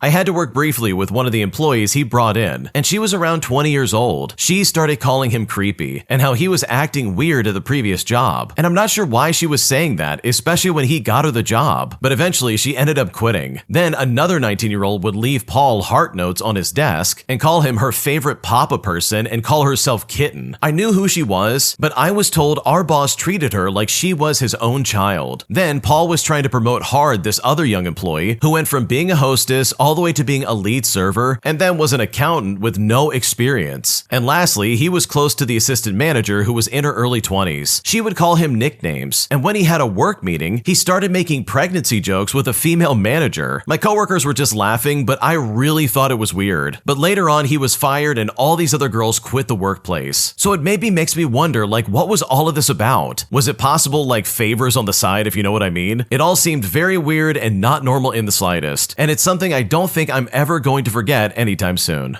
Okay, this guy got fired for being a creep, 100%. Like, you cannot tell me otherwise. Inappropriate comments like that can only go so far. Like, they only last a certain amount of time because it will catch up to you eventually. And once it does, it's gonna be Armageddon because you are absolutely gonna get fired. There was probably also like mounting evidence against this guy, where probably like everybody and their mother knew that, yeah, this guy was a weirdo and you definitely had to be careful around him, especially if you were a young woman. And I bet the reason why that other lady like opened up to you and said, yeah, this guy's a creep, and he was a creep at the other job as well. Like, she probably said that because you're probably the only person she could confide in. Everyone else has kind of like chugged the Kool-Aid, if you will, and no one's being honest about how weird Paul is. So yeah, people like this never really last in the workforce or in the office because their creepy behavior always catches up to them, and this is absolutely one of those situations. The guy that I was seeing gave me the silent treatment after I tagged some artist that I saw at a concert on my Instagram story, because now the whole energy of our dynamic has completely shifted in a direction I am not comfortable with, and I'm honestly not sure if I did something wrong or if he is justified in treating me this way. Here's what's going on. Okay, so I'm a 21-year-old female and the guy that I'm seeing is 25, and we have plans to finally meet next week and spend a few days together. This past weekend, I went to a live concert with my female friends. Multiple artists performed that night, both male and female, and I tagged them all in my Instagram story like I normally would after attending a show. Well, after I posted it, his entire energy shifted. He initially texted me asking where I was in an aggressive tone after seeing my story. Then he went completely silent for 2 days, wouldn't respond to my messages, but was actively watching all my stories and posting on his own social media. I reached out genuinely asking if he was okay, since he's been going through some difficult personal stuff lately, and for context, he recently lost his grandmother and he also lost his Instagram accounts. Well, he just gave me a brief "I'm good" response and then went silent again. After 2 days of no communication right before we're supposed to meet up, I finally asked him directly, "Do you even want to do this anymore? I haven't heard from you in like 2 days." Then he responded by saying, "Yes, I'm still coming, babe. Did you have fun last night?" And that last question felt accusatory, especially since I had literally posted on my Instagram notes that all my weekend plans were canceled due to a snowstorm, something that he clearly saw since he watches my stories. And for context, he's posted things on his stories that made me uncomfortable, and when I asked him about it, he dismissed it as old videos and wouldn't even take them down. But I tag artists at a concert I attended with my friends and I get the silent treatment? A male friend of mine told me that he probably thinks I'm a groupie for tagging the artists, which has me questioning if I should have just posted differently. So seriously, how should I have handled this situation? Is this behavior something I should be concerned about? Or am I overthinking his reaction? Should I still meet with him next week? I'm not sure how to handle this behavior because I don't know if this is something that I should be concerned about or if I'm just overthinking his reaction. What should I do? Okay, this guy's being weird and it just doesn't seem right in my opinion. Like truly, why would he be upset about you tagging any of the artists that you saw at a concert? That does seem like pretty normal behavior in my opinion. You're just showing that you were there and posting it online, which is a normal activity nowadays. So for this guy that you haven't even met yet, that you're literally just meeting for the first time to be like, "Oh yeah, I'm gonna give you the silent treatment," all because you went to a concert and you posted about it on Instagram. Like that is weird. That's already a big red flag in my opinion. So no, I don't think you're overreacting or the jerk for noticing this and saying something about it, because his questions definitely seemed accusatory. It seemed like he was trying to pin blame on you for something that you did or didn't do, and that is weird in my opinion, because you guys are not a couple yet, it sounds like. It seems like you guys have just been talking online for a little bit, and this would be the first time you meet up in person. So yeah, this was weird, and I would definitely take note of this because I don't think he should have acted this way, especially when it's so early into any kind of relationship. My boyfriend is buying a house, and he really wants me to pay for his mortgage. And all of this has really put me in a situation where I seriously at this point just don't know what to do, because I feel like this is all incredibly rushed and I just don't feel like I have a say in the matter at all. Here's what's going on. To start things off, I've been dating a guy for about 8 months now. He lives in another state and I work from home, so we get to see each other for over a week at a time every month. And we both make about the same yearly, which adds up to about $80,000 each. We are discussing currently the timelines for me moving to him, which will be in a few months from now. And he's also simultaneously looking at houses to buy. Now, I would rather have us rent something reasonable until we're ready to get married and then buy a house together. I currently live alone in a nice apartment and I don't have the financial need to have roommates. I'm at a point in my life where I can prioritize my comforts while being financially sound, and I would prefer to continue doing so. I work from home and I've got dog ownership, which also makes the housing situation a priority. Now, with him buying a house, this is not something he's planned far ahead. About 4 months ago, he started thinking about it, but he's getting help for a down payment and not putting more than 4% down. He's looking at 3-bedroom houses in suburban areas for around $350,000, and his current roommate is planning to move into the house and rent a room. Now, I would move in and share a bedroom with my boyfriend, splitting the remainder of the mortgage. And this is the agreement we had at the beginning. Well, today he brought up that he would have another man, his friend that I don't know, living in the house to lower the living cost. This guy would live in the basement and would supposedly keep to himself for the most part. The cost savings for me and my boyfriend would be about $400 a month each, and I made it clear that this is not worth it to me, as I do not want to live with another person that I hardly know. But my boyfriend said that I either get on board or I'd need to solely cover the potential cost savings. At this point, I'm really feeling frustrated with the situation. Although it's commendable that my boyfriend is buying a house, I feel like his number one priority is finances. Meanwhile, my wants and needs are just an afterthought. Meanwhile, I'm moving states away from all my friends and family to make this relationship work. I obviously don't have a say in the house or the neighborhood selection, and with the new plans that he just laid out, I'll be living with 3 men, 2 of which I've only met like a handful of times. Amidst expressing concerns of this situation to my boyfriend, he said these are sacrifices we're making for our future and all this other stuff. And this led to the second point of conflict. We've talked about marriage in a year or so down the line. He believes that once we get married, we can kick roommates out of the house so it'll be just the 2 of us, and then we would split the mortgage. I firmly believe that at this point we should refinance the home with my name on the loans and the title. In the event of a divorce, he'd be entitled to the equity prior to marriage, and then we'd be half and half with the equity after the marriage. But he believes that I should not have any ownership of the house, but instead I should continue to pay him rent because I'd be paying for housing elsewhere without him. In the event of a divorce, he would get the house and all the payments I've made towards it. And honestly, I'm starting to find this whole situation ridiculous. The sacrifices I'm making up front for moving and living with people I don't know already feels like a lot. This feels more like a me sacrifice rather than a me and him sacrifice. On top of this, his mindset about finances once we're married just doesn't feel right. I'll be living in this house with no say while we're dating, while I help pay for his mortgage. Then while we're married, I'll be paying for his mortgage still in a house that I didn't choose while I have no ownership of it. So I'm really trying to decide if I'm overreacting or if these really are green flags. Because right now I don't know what to do.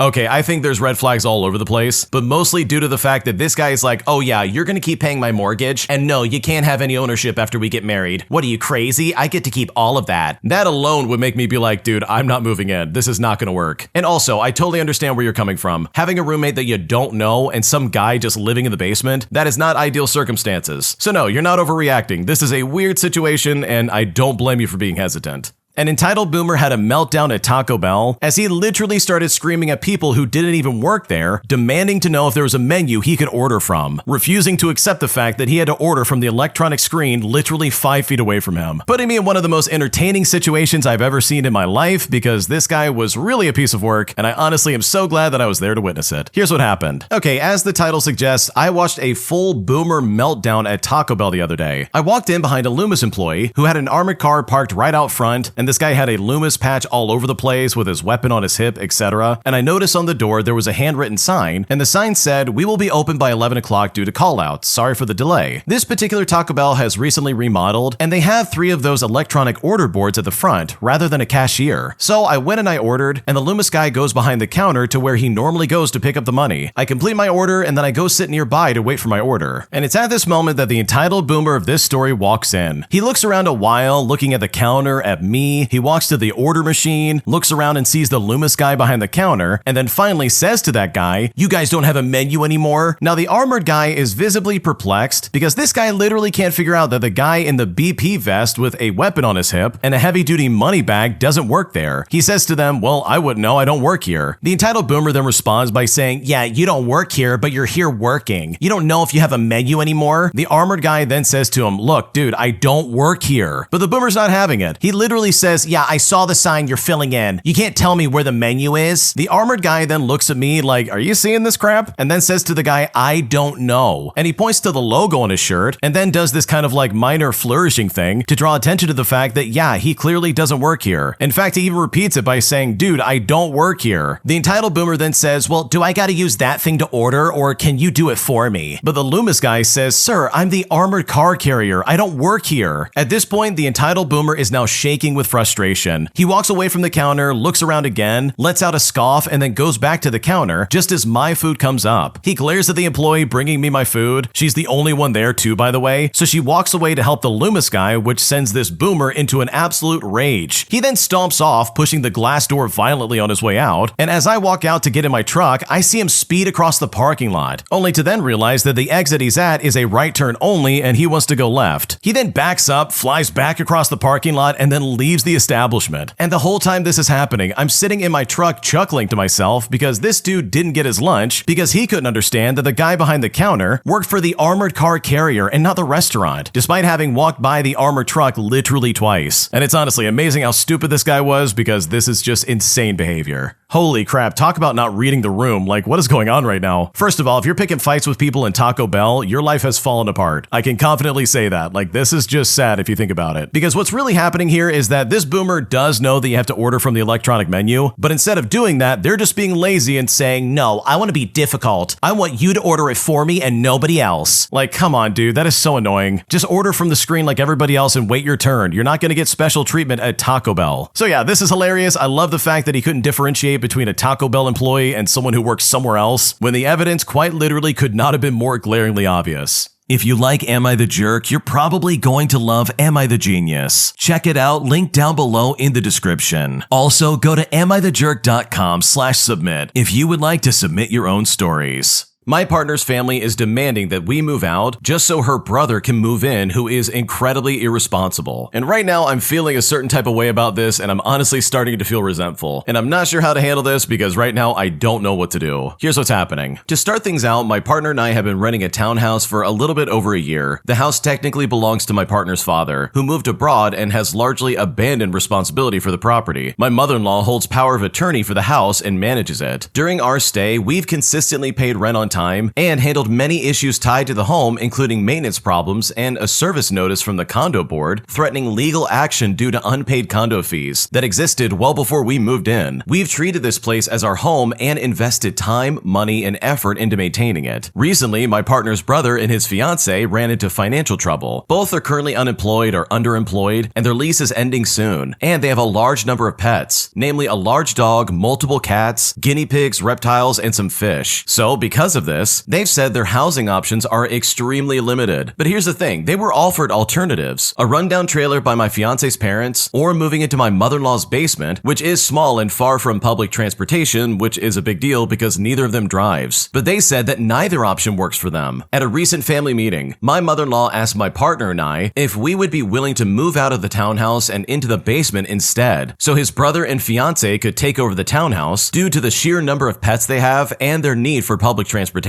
Well, after a lot of discussion, we agreed, mainly because we have transportation and fewer pets ourselves. We're aware that we don't own the home and legally just don't have much of a say. However, I'm struggling emotionally. This move displaces not only my partner and me, but also my partner's sister and my own sister, who are using part of the space. I also feel blindsided, as the brother-in-law and his fiance knew that their lease was ending, continued to add pets, and didn't take earlier steps to secure employment or alternative housing. I want to support family where possible, but I'm feeling resentment and uncertainty about how to move forward without damaging relationships or building long-term bitterness. So seriously, how do I process these feelings and set healthy emotional boundaries just so resentment doesn't spill over into family relationships, especially when they've already agreed to the move? I'm not looking to place blame. I genuinely want advice on navigating the emotional aftermath and maintaining the peace while protecting my own well-being. What should I do? Okay, I totally understand where the original poster is coming from, but they absolutely need to see the light in this situation because, dude, it really seems like you and your partner are just expendable in the eyes of her family. This is one of those situations where there's one problem kid in the family that obviously doesn't have their crap figured out, and instead of them getting a stern talking to, the rest of the family is expected to move heaven and earth just to accommodate their crap, instead of, oh, I don't know, making the other party, like, get their act together. Like, this is so unfair for you guys, it's not even funny. Because I know for a fact if I was in your shoes, I would be pissed if I had to move. I would be so pissed if someone was making me move just because they lack planning skills as adults. Like, there really is no excuse for any of this. This is so stupid. So sure, I totally agree you don't want to have like resentment towards anyone in the family, but it's also important to note that they will absolutely not go to bat for you, especially if there's a choice between you or this other like irresponsible adult in the family. They would much rather kick you out and say, okay, you go figure your life out, instead of making this other person figure their life out. Like, oh, I don't know, not getting so many cats and pets and dogs and reptiles. Like, holy crap, what are you doing? You're not running a pet sanctuary. You're literally just like making things harder for you and everybody else. So honestly, like moving away from these people and finding a different place to live will be better across the board. And I think also accepting that, yeah, I'm not going to ask them for help in anything else ever again, because based on what you've described, they definitely will not be going to bat for you. Am I the jerk for telling my parents that I will not be parenting my younger adult sister as she goes to college? Because after she literally almost burned her kitchen down, my parents are convinced that she can't live on her own and are now practically demanding that she move in with me and my fiance. And at this point, I'm so annoyed that I just don't know what to do. Here's what's happening. I'm a 24-year-old male and I work at a university as IT support. I have a younger sister who I will call Chloe, who's 20 years old, who started studying in this university in autumn of last year. She's moved out of the family home and into a house share with 2 friends. And for reference, our parents live about 3 hours away from the school. I love my sister, but for context, she can be quite immature for her age. And I think that my parents have babied her a lot. When Cleo got accepted into the university and decided that's where she's going, my parents made it clear that they want me to keep tabs on her. They were worried that she's going to get like a sketchy boyfriend, start drinking, or just generally be reckless. I told my parents I'd check in with her to make sure she's okay, but I'm not interested in spying on her every move. They'd frequently call me to ask what Cleo's up to, but every time I'd say that she seems fine, but you should ask her yourselves. Now, it's been pretty uneventful. My sister seems like her normal perky self and always told me that she was fine when I asked her, aside from like a few small arguments with her housemates. In the new year, my sister tried to start up a TikTok-based cookie business, but last week she called me because she had accidentally caused a kitchen fire. She fell asleep while the cookies were in the oven, saying that her phone alarms didn't go off, and when she took them out, they were in flames, and she dropped them on the floor and firefighters had to be called. No one was hurt, and other than the kitchen flooring and a bit of the walls, there's no major damage to the house, and it's being covered by insurance and her deposit. Now, I comforted my sister, who's obviously and understandably upset, and I helped her talk to her landlord. Well, when my parents found out about this, they were absolutely distraught. They said that they don't think that she can be trusted to be independent and demanded that I invite her to live with me so that I can keep an eye on her. I live with my fiance for reference, and while I do have a spare bedroom, my fiance is 4 months pregnant with our first ever child, so we already have a lot going on right now. Plus, I don't think this would help my sister be a responsible adult. My parents don't seem to understand my perspective and said it's my duty as her older brother to take care of her, and they don't feel comfortable having her live away from home unless she's with me. They seem convinced that she will do this again and are genuinely worried, but I don't think she would after that scare. And everybody makes mistakes. We ended up arguing over this, and I just said that I'm not gonna parent my adult sister. So with all things considered, am I the jerk for not doing more for her like my parents want? What should I do?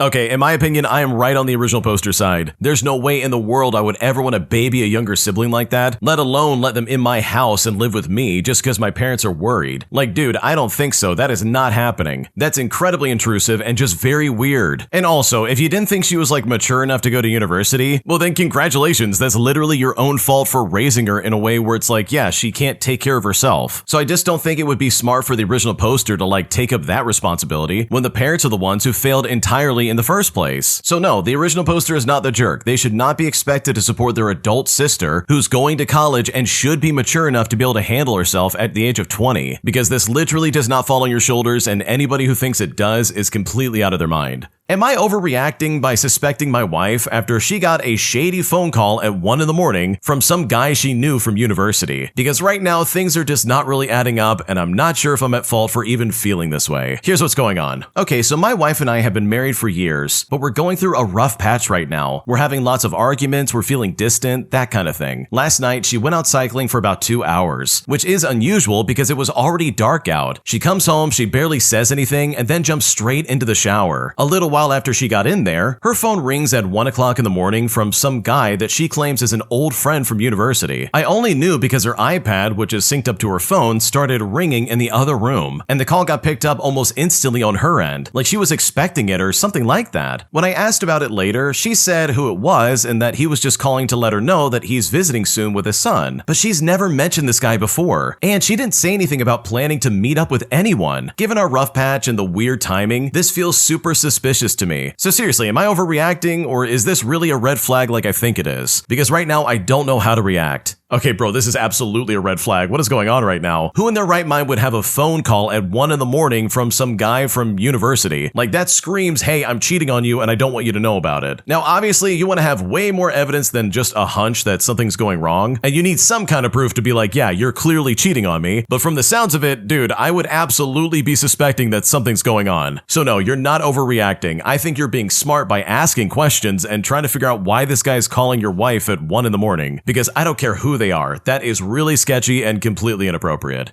I feel smothered by my boyfriend of 14 months as he is constantly tracking me via my phone and calls me all the time. And now after dealing with it for so long, I feel completely trapped and suffocated, and I really just don't know how to break up this relationship. Here's what's going on. Okay, so I've been dating my boyfriend since November of 2024. For a while now, I've been feeling off about the relationship lately, and I'm finally realizing why. I feel like I have zero breathing room. Early on, he convinced me to download Life 360 so we could see each other's locations. He told me it was in case one one of us got in a car crash or for emergencies. But now it feels like a digital leash. Every single time I leave work or leave my house, he sees the notification and calls me, asking me where I'm going. We then end up spending hours on the phone every single evening and weekday, and he says, I get really anxious when I'm not on the phone with you. He calls me all the time, and we end up talking for hours and hours, even times where we don't talk and just exist on the phone. At first it was nice, but after about a year, I really just wanted to have my own quiet time. I've realized that I don't want to spend my entire night on the phone. Most of the time, the conversations feel one-sided because he talks about his interests nonstop, and I'm just exhausted. I've been feeling a lot of stress lately with my new job and hotel maintenance, so I seriously just don't need this. I'm also tired of the guilt trips when I don't come over early enough to his place. Did I mention that the drive to his place is around an hour drive one way, and yet he still refuses to go to my place ever? I'm at the point where I just don't want something different and I'm ready to move on. Since we've been together for like over a year now, I'm struggling with how to do the breakup when he is so used to being in constant contact with me. I also just want someone who isn't an hour away with good traffic and an hour and a half with bad traffic. So has anyone dealt with a partner like this who uses tracking applications to monitor you? How do I even begin to break this off cleanly? Because right now I really just don't know what to do.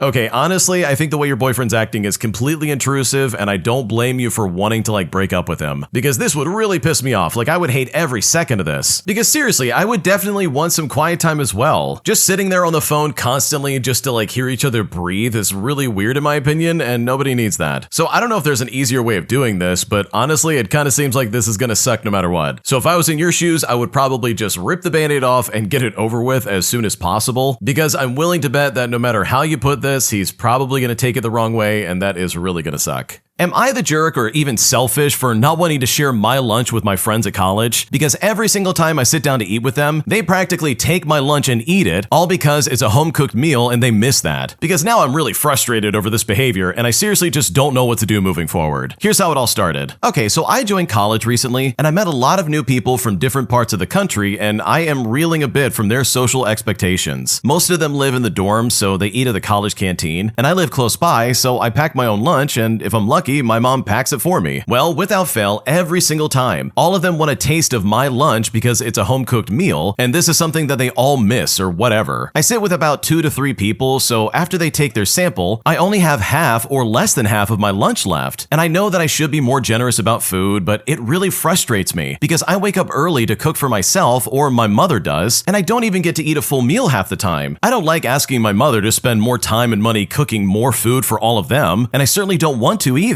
I've tried to hint again and again that it's a single serving lunch, and I usually don't eat breakfast, but they ignore it every time. I've even tried to eat alone, but they will simply not leave me alone. I'm so frustrated. My mom made simple rice and fried fish, which is a cultural dish where I'm from, and one of my friends insisted on eating it, and then complained about how nauseous it made her the whole day when I didn't even ask her to eat my lunch. I feel so terrible. Their entitlement just makes me so upset. I feel like such a loser because I don't have the guts to even speak up for myself, and I just try to make myself as small as possible all the time, and these people still walk all over me. What should I do? Bro, if I was in your shoes, I would absolutely tell them exactly how I feel. And you really can do this in a way where it's funny and it's still like socially acceptable, but I think you just need to make it clear, like, guys, this is my lunch. I'm eating lunch with you guys. I'm not giving you my lunch for you to eat. I don't care if you're desperate for a home-cooked meal. Get a hot plate and make it yourself. Don't take my food. Like, this is really selfish of them, and it's very entitled. Like, this really sucks. Because you've got it right, dude. This is your food. You're not offering it to them for them to like chow down on it. You're literally just trying to be like, hey, I want to eat lunch with my friends. Why are you trying to take my food all the time? So yeah, I think you just need to stand up for yourself. And if they take it the wrong way, then my God, they are not your real friends. And I would much rather know that ahead of time than invest in people who are just going to take advantage of me. My former boss was an absolutely toxic narcissist who behaved like a child anytime he didn't get his way. But thankfully, I was there at the right time and at the right place to give him a taste of his own medicine. And I've got to say, it was the most satisfying moment of my entire life. Here's what happened. Okay, so my ex-boss was one of the worst and most toxic people I've ever met, and an absolute man-child. He would have hours-long screaming meltdowns at least once a week over demands that were impossible to fulfill. I'm not talking like complete work and tight deadlines or unreasonable demands. I mean, and just for one example, he wanted everything within reach of his desk for convenience, and could not accept that we couldn't make 2 or more objects occupy the same physical space. He would say stuff like, well, can't you just magic it? And it's like, sorry boss, but you don't pay me magic wages. But anytime time we try to talk to him about it or like the intolerable working conditions, he says that we're too sensitive, saying, "Oh, I'm not shouting at you, I'm just shouting." Or sometimes he would say, "Oh, poor baby, boo-hoo. Are you a grumpy bum today, little precious?" Just absolute toddler behavior. Well, one day he was once again freaking out about something, and it comes back to bite him right in the rear end. And once again, it's always, "Oh, I'm gonna blame everybody else but myself," demanding that we fix his mistake and whining about how this person always makes life so much harder for him. I ask him what the problem is, and he tells me what he's done, and it is, once again, because he's wanting to do something it's not capable of doing. Not because it's poor quality and not because it's not got that feature that he really wants. It's because it's conceptually impossible. There's no way for this thing, nor any other thing, to do exactly what he's looking for it to do. And he's wasted hours already trying to get it to obey him. I've given this man every single care I have, and I've exhausted my supply entirely. I then turn to him with wide eyes and an open mouth. I put on this mocking baby voice that he always throws our way, and I say to him, "Oh no, you are a silly dum-dum head." And my colleague, who also has to put up with his crap, just crumbles with laughter and watches as everything falls apart between me and my boss. It was still worth it though, because this guy's an idiot and I honestly just hated dealing with him. Okay, this is a classic case of getting a taste of your own medicine because I love this. I hate dealing with people who are like this. They're in positions of power, they act like toddlers when they don't get their way, and it quickly becomes literally everybody else's problem. Like, dude, what is going on right now? And it's even worse when it's like the boss, you know, the person who pays you to work. Here you are relying on them being like a rational human being, and yet they turn around and act like this, and it's like, dude, I think I gotta find another job. So I completely understand why this is your ex-boss and not your current boss, and I'm also so glad that you return that energy right back at him, because he is the epitome of what bosses shouldn't be, and he definitely needed to get shut down.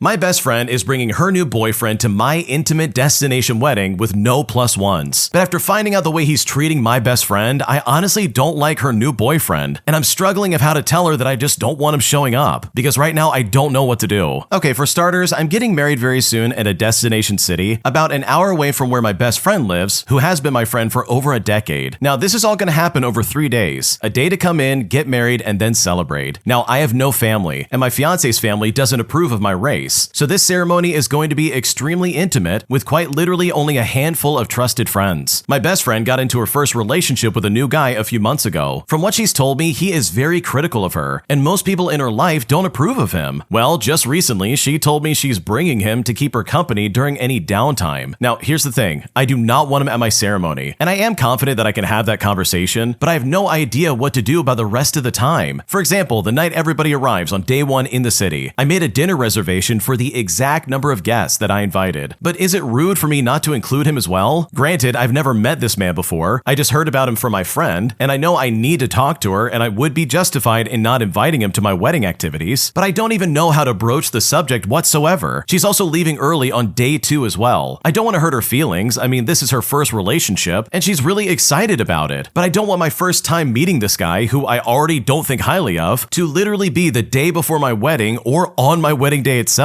What should I do? Okay, in my opinion, I think your wedding is absolutely your call. Meaning that if you don't want this guy coming to your wedding, then guess what? He's not gonna be there. You can even like blame this on logistics of like, dude, I did not plan on this guy being here. Sorry, but he can't show up. Or you can be completely honest and explain why you don't want him here. But either way, you are fully justified in doing whatever you want. You literally call the shots here because this is your special day. And if this guy being there is gonna disrupt that, then he absolutely is not invited. My friend's toxic girlfriend literally tries to hijack my birthday by demanding that I go through with my plans for a party the day before my birthday instead of celebrating it on the day itself. But after dealing with this woman for far too long and dealing with her shenanigans and terrible attitude, I decided to put my foot down and say no, causing this woman to freak out on me in a way that truly showed her entitlement, which ended up being a fantastic thing because it set in motion a sequence of events where this woman was removed from my life pretty much forever. And if I consider the crap she put me through, this honestly is the best result I possibly could have asked for. Here's what happened. Okay, so my husband and I host a tabletop game on a semi-regular basis. Until a few months ago, that included someone who I will call Joe and his girlfriend who I will call Carrie. And before I go into what happened, let me just give you a little bit of background. My husband and I tried our best to be kind for Joe's sake, but Carrie is a difficult person. She thinks she is entitled to say and do whatever she wants, regardless of the consequences, without any kind of comment. At one point, my husband said it's important to to consider how our actions affect others. And she responded by saying, "That's your opinion." In the tabletop game we were playing, whenever we started strategizing, her character would get bored and wander off to get attention by doing plot derailing things, like breaking the law in front of the town guards. One way to ensure that she brought something up all the time was to say no. In fact, she often brought up playing at their house, which was like 30 minutes out of the way. She also convinced Joe to go on a divorce show with her, and no, they've never even been engaged, and then kept suggesting that my husband and I could also get on TV and make a few $100, and she couldn't understand why we weren't interested. Worst of all, she often made tone-deaf jokes about topics that multiple people in the room had some kind of issue with. It always made things incredibly awkward and very weird very fast. Now, Joe was never the most punctual person in the world, but Carrie magnified that 100%. They asked us to move the game to a weekday evening so Carrie could have the weekend for her occasional freelance work as a clown. But even with the move, they frequently canceled with little notice, often because Carrie had already planned something and forgot to put it on the calendar again. When they did show up, they could often be over an hour late, and this is always for very important reasons, like she wanted McDonald's instead of the pizza that we had already ordered. It became such an issue that we just moved the start time to later on, but naturally they just started arriving later as well. A couple weeks before my birthday, I texted the group saying that I had made plans for the weekends before and after the actual day, and I invited the group to join either. Joe and Carrie were going to be out of town both weekends, but at their suggestion, the group planned a low-key game night on my birthday, which was a Tuesday. Well, the Saturday before, Joe cancels, and this comes back to the fact that he just remembered he had concert tickets for that day, saying that he was so sorry. Carrie said, "It's not my fault I don't even like rock concerts, so let's move it to Monday." Now, as they know, my husband and I had limited to no reception over the weekend. So even if I had wanted to coordinate rescheduling, it was honestly just too late. I then wrote to them and I said, "I'm celebrating my birthday on the day I was born with whoever wants to join." Well, that Tuesday, another friend got sick and we ended up canceling the night altogether. For this and various more selfish, unrelated reasons, that week was really rough, and my husband and I decided to cancel our next game night, saying I was still feeling raw about everything and wasn't up for hanging out just yet. Now, everybody else said that they understood and that, "Oh, that's totally fine, take care." But Carrie asked if they could still bring me a present, and while I said I really do appreciate it, I also said I just need some space for the moment. Well, when I said that, she exploded on me. I get this lengthy text message about how she doesn't like the way I've been speaking to her. They had gotten the tickets months ago. It was an honest mistake, and acting like we've done something wrong is not okay. She said my text messages were aggressive and made her feel scolded, and that I should have sent her a personalized message if I had a problem, and that I have no right to have a problem anyways. At one point, I mentioned how deflating it can be to clean and prep a house only for people to cancel, so she said she would help out by hosting the game night at their house. Oh, and by the way, they'd like to come by really soon with the present. Like, this present got brought up a lot. Well, it was later revealed that Carrie literally used AI, like specifically ChatGPT, just to respond to me when we were having a conversation. And she defended this, like actually said she was right in doing this because she just wanted to make the conversation less emotional. Like, she literally showed the copy-pasted like stuff she had posted in the chat box where she had requested the computer to be like, "Okay, I need you to add in that I won't monitor her feelings. Go ahead and do that for me." Now, I've got to be honest, I really did try to smooth things over, but ultimately she decided to walk away from the game. She told Joe that she was going to show grace by stepping aside, just so he could maintain a friendship with us. All she asked was that he make it clear that he agrees that we're being unfair. She's done nothing wrong, the problem is with me, and that he was not going to tolerate our calling her rude or insensitive. Well, graceful as that was for her, our friendship with Joe was also ended pretty much the same day. And if I'm being completely honest, I don't regret it, and we haven't really looked back ever since.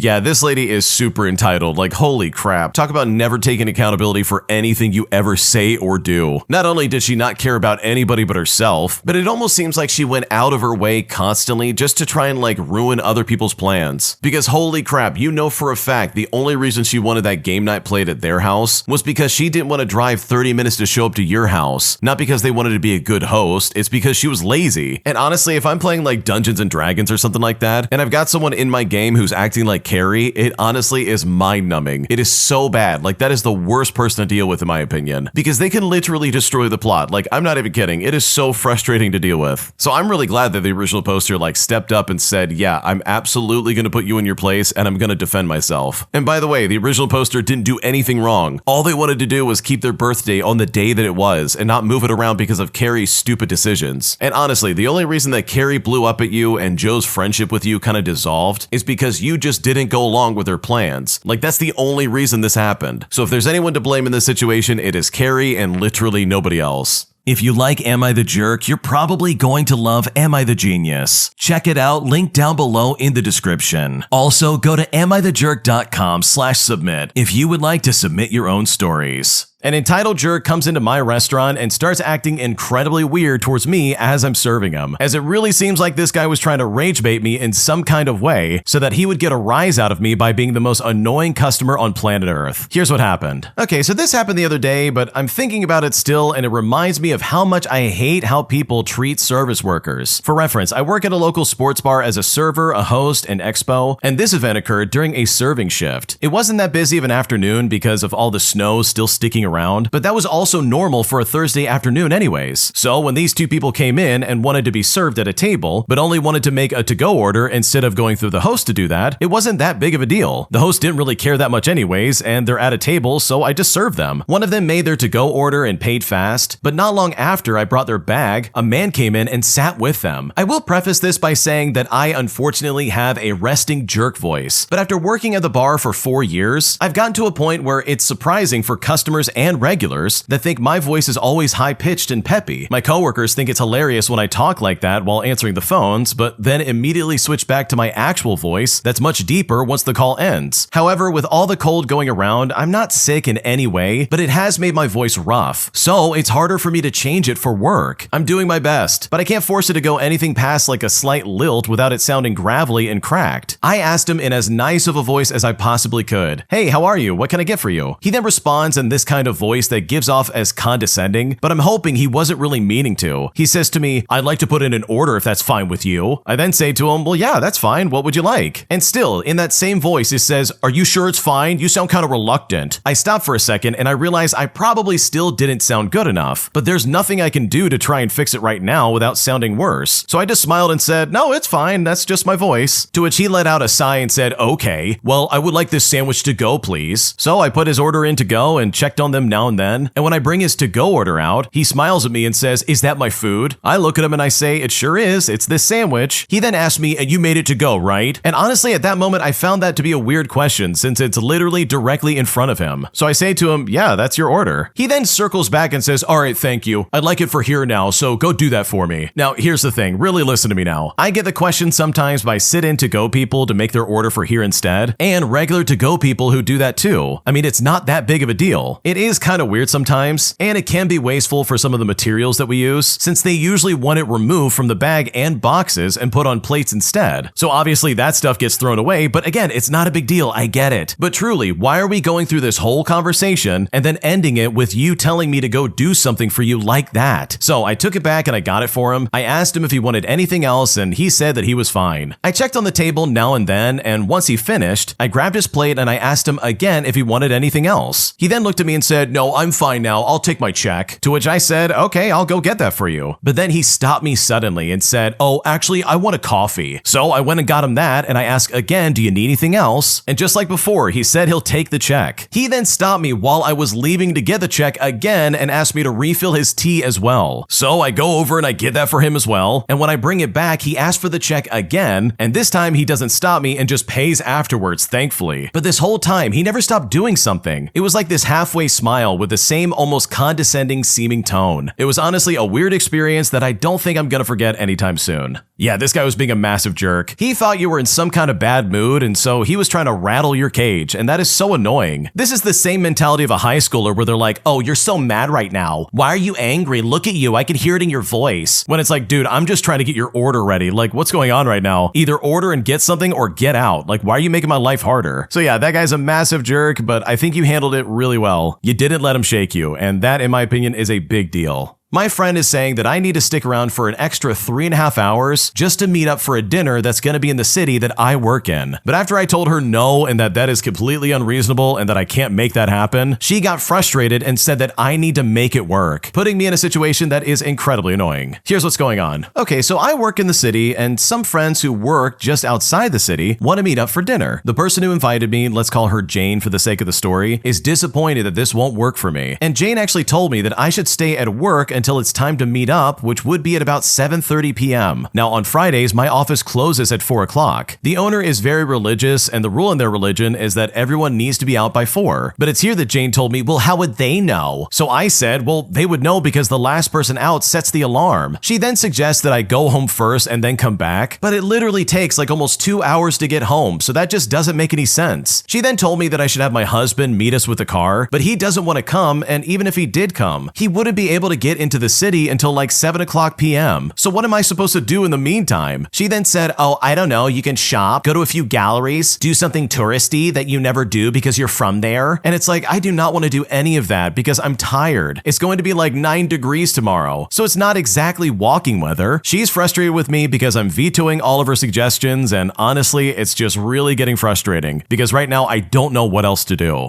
Okay, in my opinion, I think Jane is being completely unreasonable. If they really wanted you to be there, like really wanted you to show up and attend this event, then they would work around you since you're already there, and you literally are going to be in the city itself. Why should you be displaced for like almost 4 hours until they're ready to eat dinner? Why not just eat at like 5 o'clock instead? That would be way more reasonable. Like I could stick around for an hour and wait for people to show up. That's completely fine by me. I would even be willing to give you 5:30 p.m. Like I can make that work if I needed to, but to expect me to stick around and do nothing for 3.5 hours is very rude. And then to have the audacity to be like, oh, come on, make it work. You need to show up to this. Like, what's going on? Like, bro, what are we doing here? You're being unreasonable. This is not my problem. So yeah, your friend is being super entitled and very inconsiderate of your situation because it's pretty apparent that they are not taking your schedule into account or even choosing to go around what you're doing because they simply don't care. And that really sucks, and you definitely don't deserve that. My mom stole some money from me and gets mad whenever I ask for it or even bring it up. So now, after seriously thinking it over, I'm considering cutting my mom out of my life and moving forward without her. Because right now, I'm pissed off and I seriously don't know what else to do. Here's what's happening. Okay, so every summer, my mom has a yard sale. The setup is usually the same. I send items, my sister helps organize it at her house, and whatever money is made gets split. This past summer, I sent a lot of items and most of them sold. When I later asked how much my share was, my mom told me that she was keeping the money and that it would go towards a family trip. But both my sister and I told her that we didn't want that. We needed the money now. We weren't thinking about a trip at all. Well, she ignored us and we eventually just dropped it. Recently, my mom sent out details for a birthday trip that she's planning and inviting people to. I then asked her if I'd be getting a discount since she kept my yard sale money, but when I said this, she said no. I told her I'd rather just have the money back because it felt like the family trip excuse was made up. I called her out and I said that she was basically stealing from me. She then argued that I wasn't using the items I sold anyways,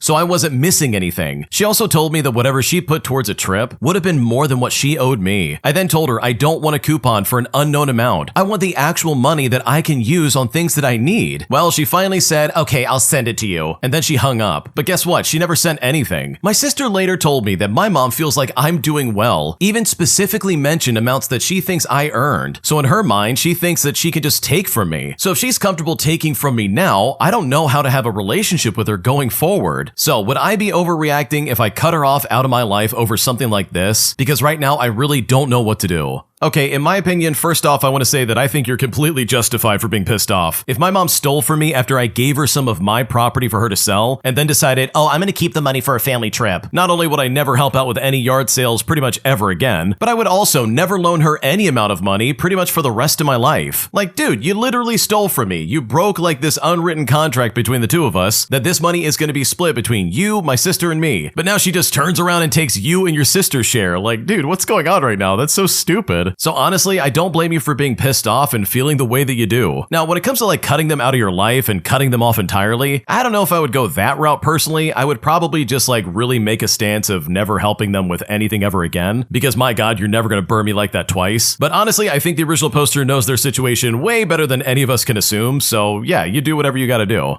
Am I the jerk for refusing to let my friend stay at my apartment after she repeatedly lied about paying rent? Because even though she agreed to contribute to rent and bills while staying with me, she instead decided to take advantage of me and honestly just disrespect me. And at this point, I'm honestly not sure what to do about this. Here's what's going on. I'm a 27-year-old female and I live alone in a small apartment, and a friend of mine, who I will call Sarah for the sake of the story, asked if she could crash for a few weeks because she was having some issues with her own place. At first I said yes because I thought it would be temporary and we were friends. In fact, she told me that she would contribute to rent and bills while she stayed, but as soon as she moved in, she started making excuses. She said she would pay at the end of the week, then at the end of the month, then suddenly claimed that she didn't have enough because of her unexpected expenses. Meanwhile, she treated my apartment like a hotel. She left food and dishes everywhere. She never cleaned up. She used toiletries and even borrowed some of my clothing without asking. I tried to address it calmly, but she brushed it off and acted like I was overreacting. After a month, she still hadn't paid me anything. I reminded her multiple times and she kept promising, but nothing happened. She even started inviting her friends over without telling me and leaving me out of the apartment. I finally told her that she had to leave because I cannot afford to let someone stay rent-free and disrespect my space. She got defensive and said that I was being selfish and treating her like she was a guest instead of a friend. Our mutual friends are now saying that I should have been more understanding and that I could have worked something out, but I feel like she took advantage of me the entire time. I mean, she lied about paying and is completely disrespecting my boundaries. So yeah, am I the jerk here? Should I just let my friend do whatever she wanted and not pay any rent? Because right now I'm pissed off and I just don't know what to do about this. Okay, dude, you did the right thing. I would absolutely tell my friend to take a hike if they're gonna be like, oh yeah, I'll pay rent, only to then be like, sorry, I can't do it. Oops, my bad. Just treat me like a friend and not a guest. And it's like, bro, you are a guest. If you're not paying rent, congratulations, you're not even a tenant. And your friends are completely like stupid in my opinion if they're really trying to be like, wow, you should have worked something out. I can't believe you wouldn't be more understanding. But it's like, bro, we had an agreement before you came in here. You're gonna pay for rent and you're gonna pay for things around the house. Like she even agreed that, yeah, I'm gonna contribute to rent and bills,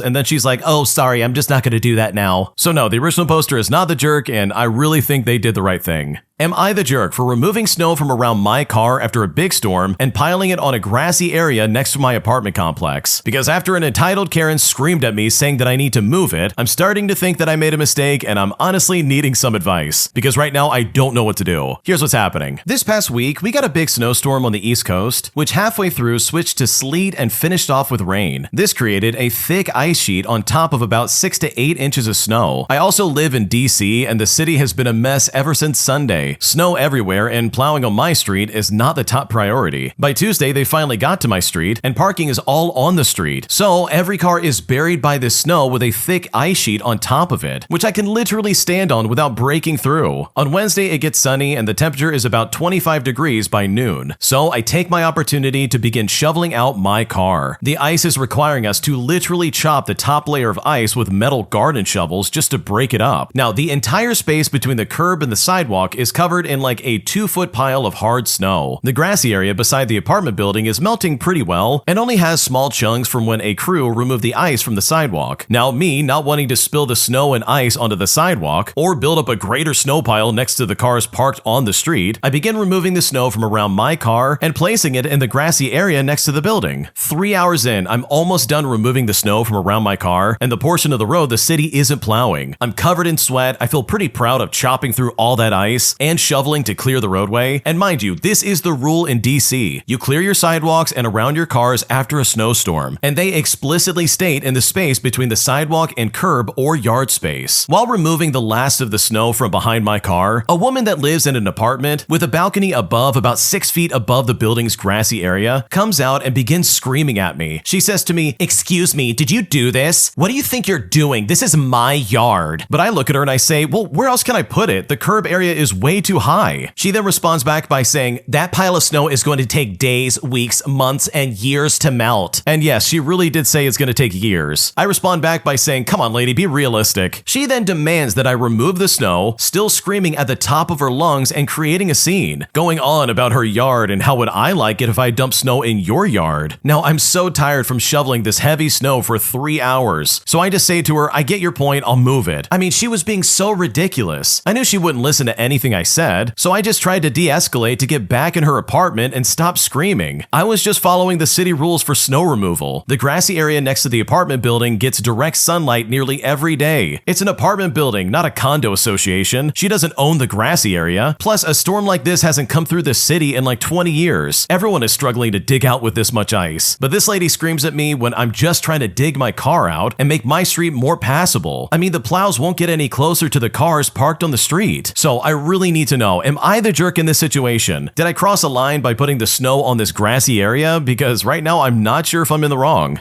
Okay, dude, what are you doing? Don't move any of that. I would tell her to get lost and keep doing what I'm doing. First of all, this is an apartment building, and secondly, she doesn't own the grassy area, meaning that it's not even her yard. Like, bro, she can sit there and be mad for all I care. Like, go ahead and scream. I'm absolutely gonna move it onto that grass area, and there's nothing you can do about it. Like, literally, she doesn't own that spot. She can't do anything about it. So for her to claim like any ownership is just completely stupid. So no, you're not the jerk for shoveling the snow onto the grassy area. If anything, you'd be a complete idiot for removing it. Like, there's no way in the world I would ever touch that. I would give her a salute and be like, see ya, you can move it if you don't like it, because this is some stupid behavior. She has no rights to claim that, and in my opinion, she literally can't do anything about it. An entitled Karen refuses to stop filming me at the gym, as I literally keep ending up in the background of her videos. But after trying to talk to her multiple times and have some kind of like civilized discussion, she simply refuses to listen to me and even says that I can go to another gym if I don't like it. And at this point, I'm very pissed off and I don't know what to do.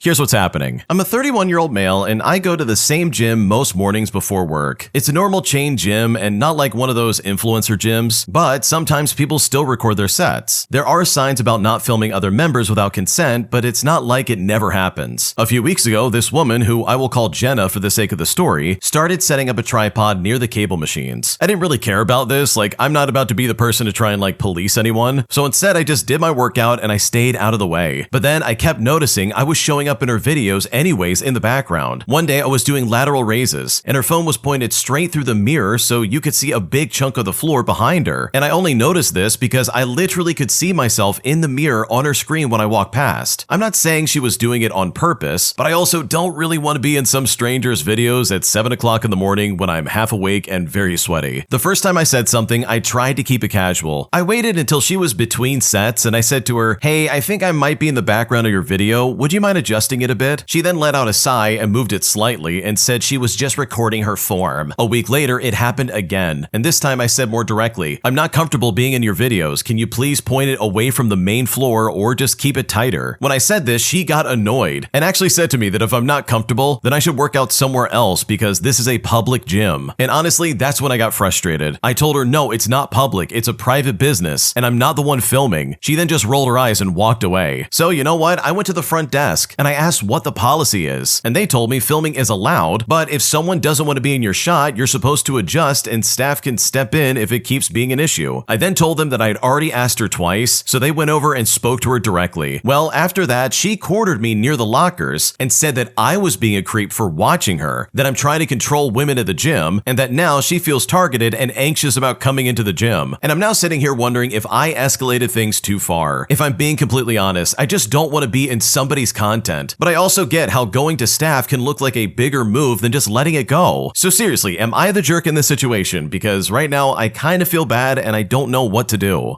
Okay, holy crap, no, you are not the jerk. First of all, her trying to be like, oh, you're making me anxious and nervous. I now don't feel comfortable coming into the gym. Like, that's a load of crap, and honestly, it just has no weight in my opinion. She literally is only saying that to manipulate you and try to flip this against you to make you look like the bad guy. When in reality, you're literally just looking at her and saying, hey, I don't want to be in your stupid videos. Stop recording me. You're making me uncomfortable. Like, the only reason she's uncomfortable is because she got called out, even though she had 2 opportunities to adjust her behavior. Instead, she gave you an attitude and said, oh, you can go train somewhere else. I don't have to listen to you. So no, you're not the jerk for going to staff and being like, hey, this lady's bothering me. Because seriously, if the roles were reversed, she would have done the exact same thing to you, dude. If you were filming and she was ending up in the background, you can bet she would have gone out of her way to complain about you. So I would not feel bad at all about being like, hey, I don't want you filming me. You need to stop doing this. Because this entitled Karen had more than enough opportunities to like adjust her behavior and stop treating you in such a weird manner. Because you should not have to change gyms and like stop stop going there, all because she feels the need to record herself at the gym, which is honestly super annoying.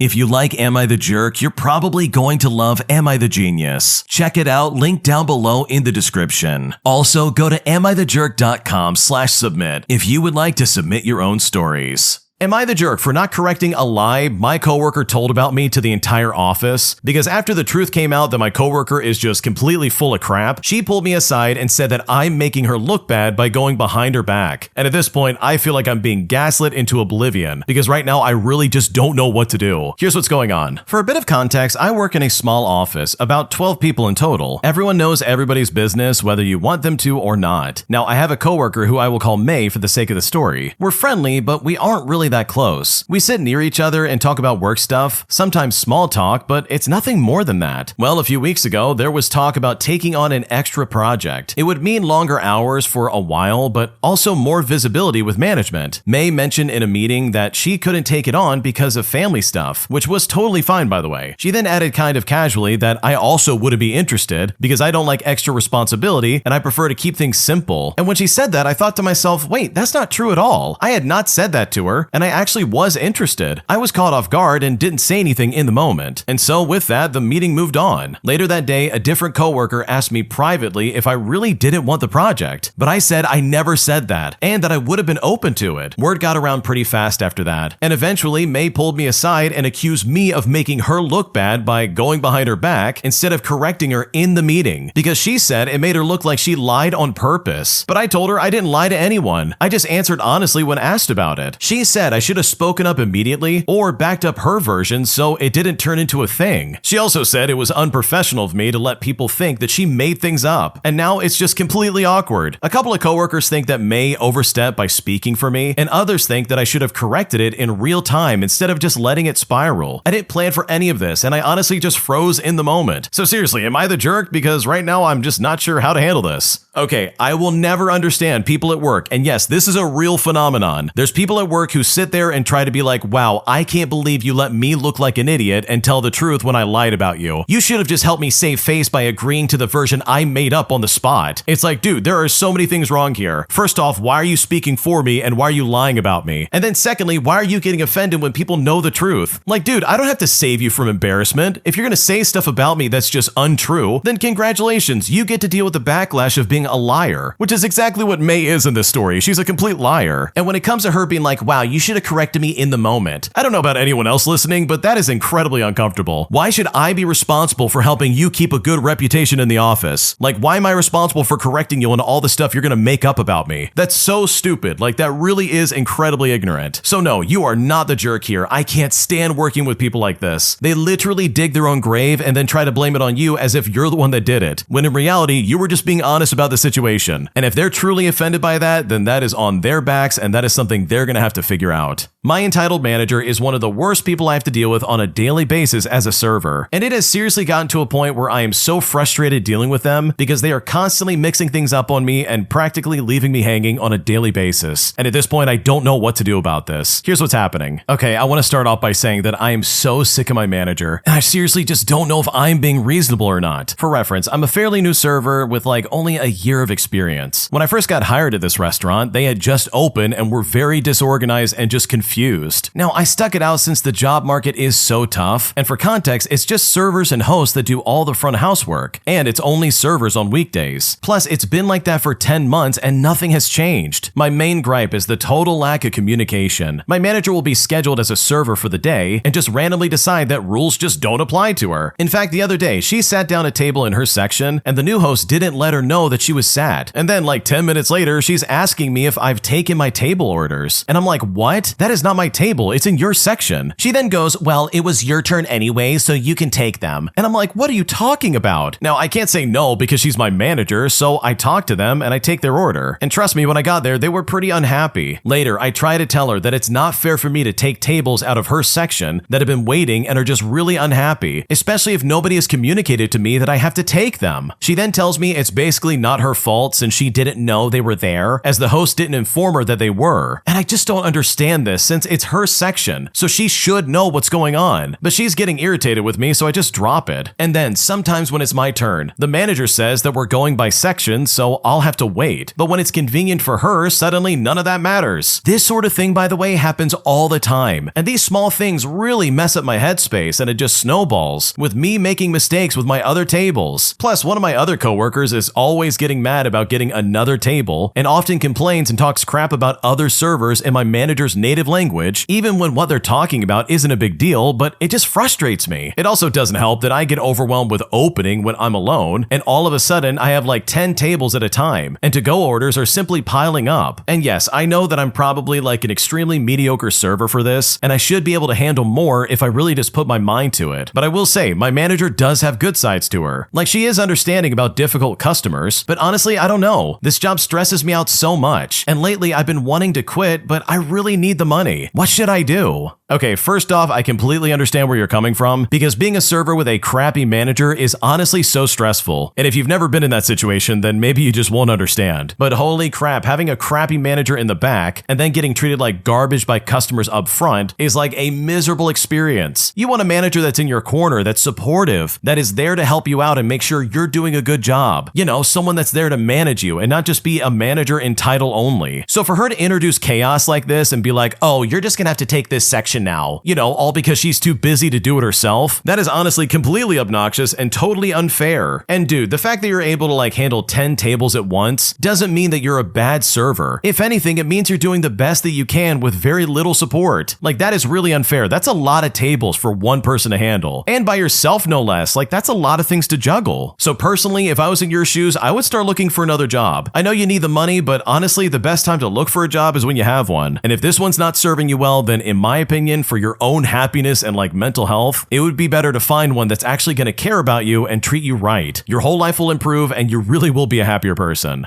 Am I the jerk for not conceding to my wife's version of a story in front of our friends, even though she was wrong and what I did to correct her really was not that big of a deal? Because right now it feels like she's blowing this way out of proportion, and honestly right now I just don't know how to handle this. Here's what's going on. Okay, I'm trying to figure out if I handle this right or if I was being stubborn, so I figured I'd ask it here. This happened over the weekend. My wife and I were at a small dinner with two other couples. At one point I was telling a story about a trip we took a few years ago and just a funny moment that came up in conversation. Mid-story, she cut in and said, "No, that was the second night, not the first." I then said, "Well, I remember it as the first night," and I kept going with the story without trying to argue over it. The moment passed and the rest of the dinner was fine. On the drive home, though, she brought it up. She said to me, "You didn't need to push back like that. It came off as a bit dismissive." Now, I listened to what she said and I responded by saying, "I hear you, but I'm still okay with how I handled it." In my mind, there was nothing to apologize for, and my comment wasn't about telling her that she was wrong, because I only stated my side of things without arguing about it. She then got irritated and said that I was being defensive and that I always need to be right. Her tone got sharper and it stopped feeling like feedback and started feeling like she was arguing about her own feelings with me that I just didn't feel like I was responsible for. I tried to stay calm, but after a couple more comments, I said something like, "Well, clearly this isn't really about that comment at dinner. I don't think this is about me. If something else is bothering you, just talk to me directly. But I don't love that it's coming out like this. I'm gonna take a walk and cool off and I will be back. Hopefully we can talk about what's actually going on." I then grabbed my jacket and I went for a walk around the block for like about 20 minutes. And while she did talk to me about what was actually bothering her, which was unrelated to dinner, she still insists that I was wrong and shouldn't talk over her. But I just said, "I get that you feel that way, but I still don't agree that I caused this. I'm not trying to make it a power thing, but I also don't want to default to giving in every time just to avoid tension." She's free to see things her way, but insisting that she's always right about things steps over the line for me when it comes to whether I feel respected in this relationship and dynamic or not, which is possibly why I'm being a little too particular about holding my ground. So am I the jerk here? Because right now I don't know what to do. Okay, in my opinion, I don't think he did anything wrong. It honestly is super annoying having someone always try to be right no matter what, where they like refuse to accept any reality aside from the one they give out. Because the type of person your wife is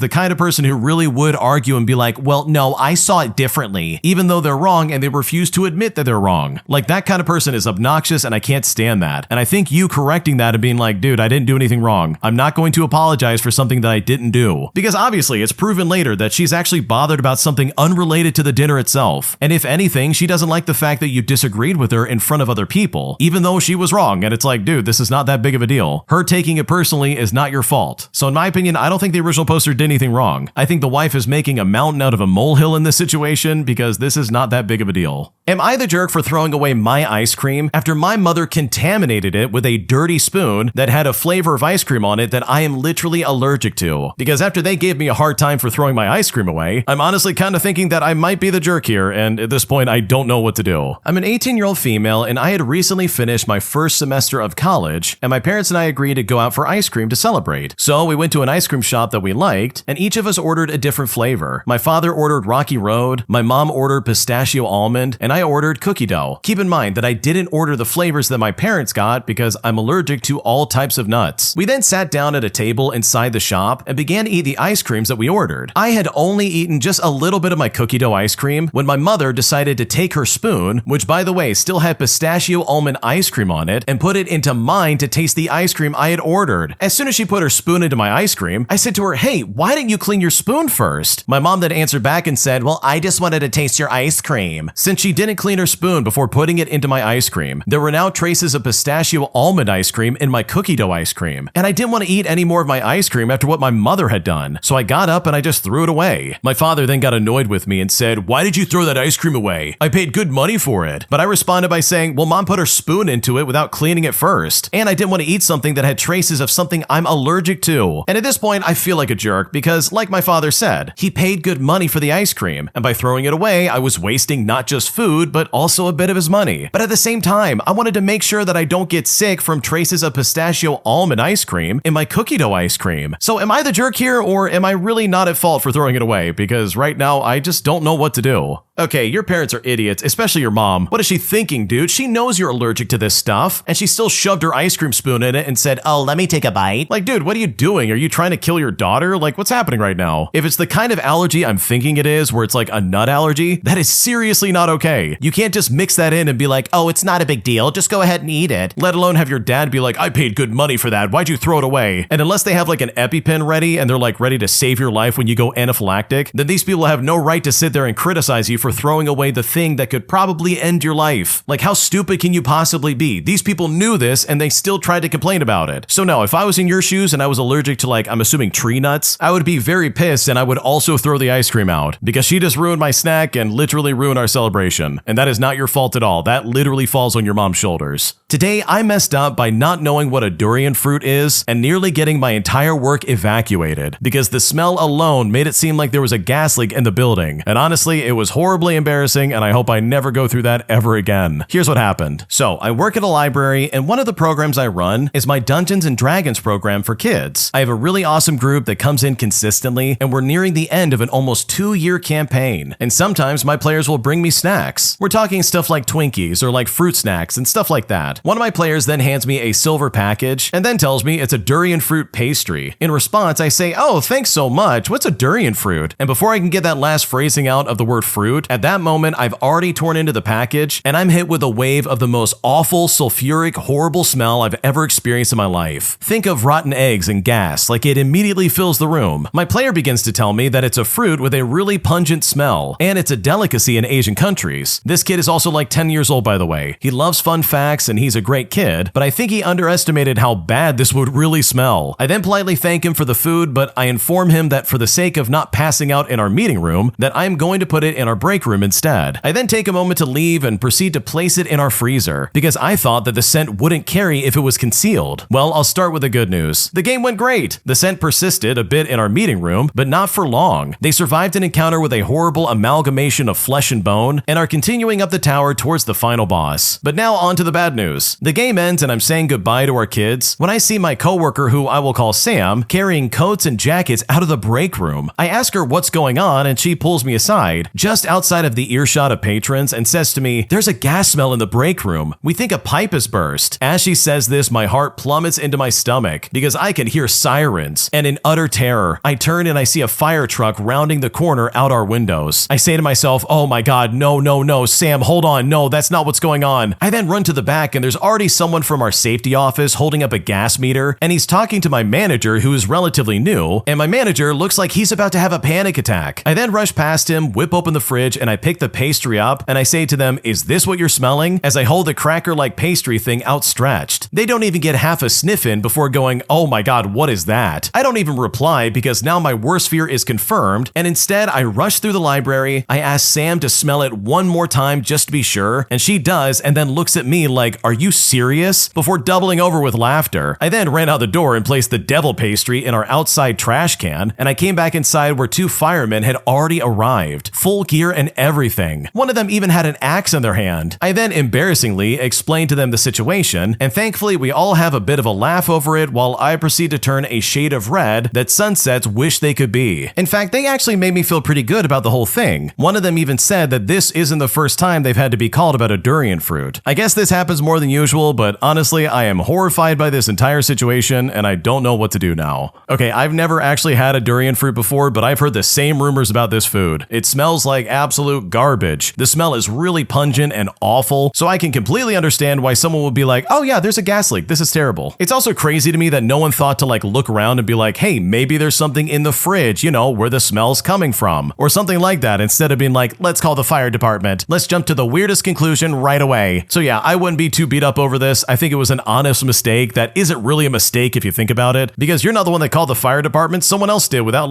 properly looking around to see what the smell could be. So yeah, in my opinion, it's not your fault and you got nothing to worry about. My boss literally fired me over a 1-star Google review from a customer who clearly just hates younger people. And now I'm honestly kind of glad to be away from this person because my former manager has absolutely no spine. Here's what happened. Okay, I need to vent because this is seriously a frustrating situation. I'm in my 20s and I have over a year of restaurant experience. And 2 weeks ago, I started at a sushi and bento spot on the Big Island in Hawaii. I've been working hard to learn their specific system, but today my boss told me, "Don't come in tomorrow." Now, the reason you might be wondering? Well, it's all because of a single 1-star Google review. The customer complained that the service has gone way downhill, and then specifically blamed the younger staff, namely me and another girl, while praising the more mature employees. And ironically enough, the mature colleague that she liked is also a new hire. She's just in her 40s. The reviewer claimed that we ignored her hellos, which isn't even remotely true. It was a rush and we were following seating protocols, and then ranted about how young people just don't care about customer service. Well, instead of backing up his staff or even asking for my side of the story, my boss folded instantly. He saw the review and decided it was easier to fire me than to stand up to a biased customer. So is that really what the service industry has come to? Getting fired because of a random person's stereotypical rant on the internet? I'm honestly devastated, but also I'm glad to be away from a manager with zero backbone. So truly, has anyone else on the Big Island or anywhere dealt with a boss this spineless? Because right now I am completely blown away. Okay, your boss sucks, dude. I would not think about this for another second. Seriously, all it takes is your boss stepping up and being like, "No, I have a good staff member and you're completely wrong." And then all of this would have been completely delegitimized and it would have been completely fine. But instead, just like the spineless coward that he is, he sat there and said, "Oh, we're gonna have to fire you." And it's like, bro, what are you doing? This customer clearly hates young people and was looking for reasons to be pissed off. How is this a good reason to fire anybody? There's literally no information. All they say is that, "Oh, service has gone downhill and I'm gonna blame the young people. I like people who are old. See ya." There's nothing specific there. You didn't do anything wrong. So truly, I would not think about this for a second because I think you've got the right idea. I would much rather work for a manager who actually has a backbone than one who's gonna throw me under the bus over something that probably was not that big of a deal. Because this manager sounds like they suck and they would be a nightmare to work for. Thanks for watching. Subscribe down below if you haven't already. And also, please subscribe to Am I the Genius? I think you're going to love what they're making over there. It's a great channel and you should definitely check it out. Everything will be linked down below in the description. Thanks for watching. We'll see you in the next one.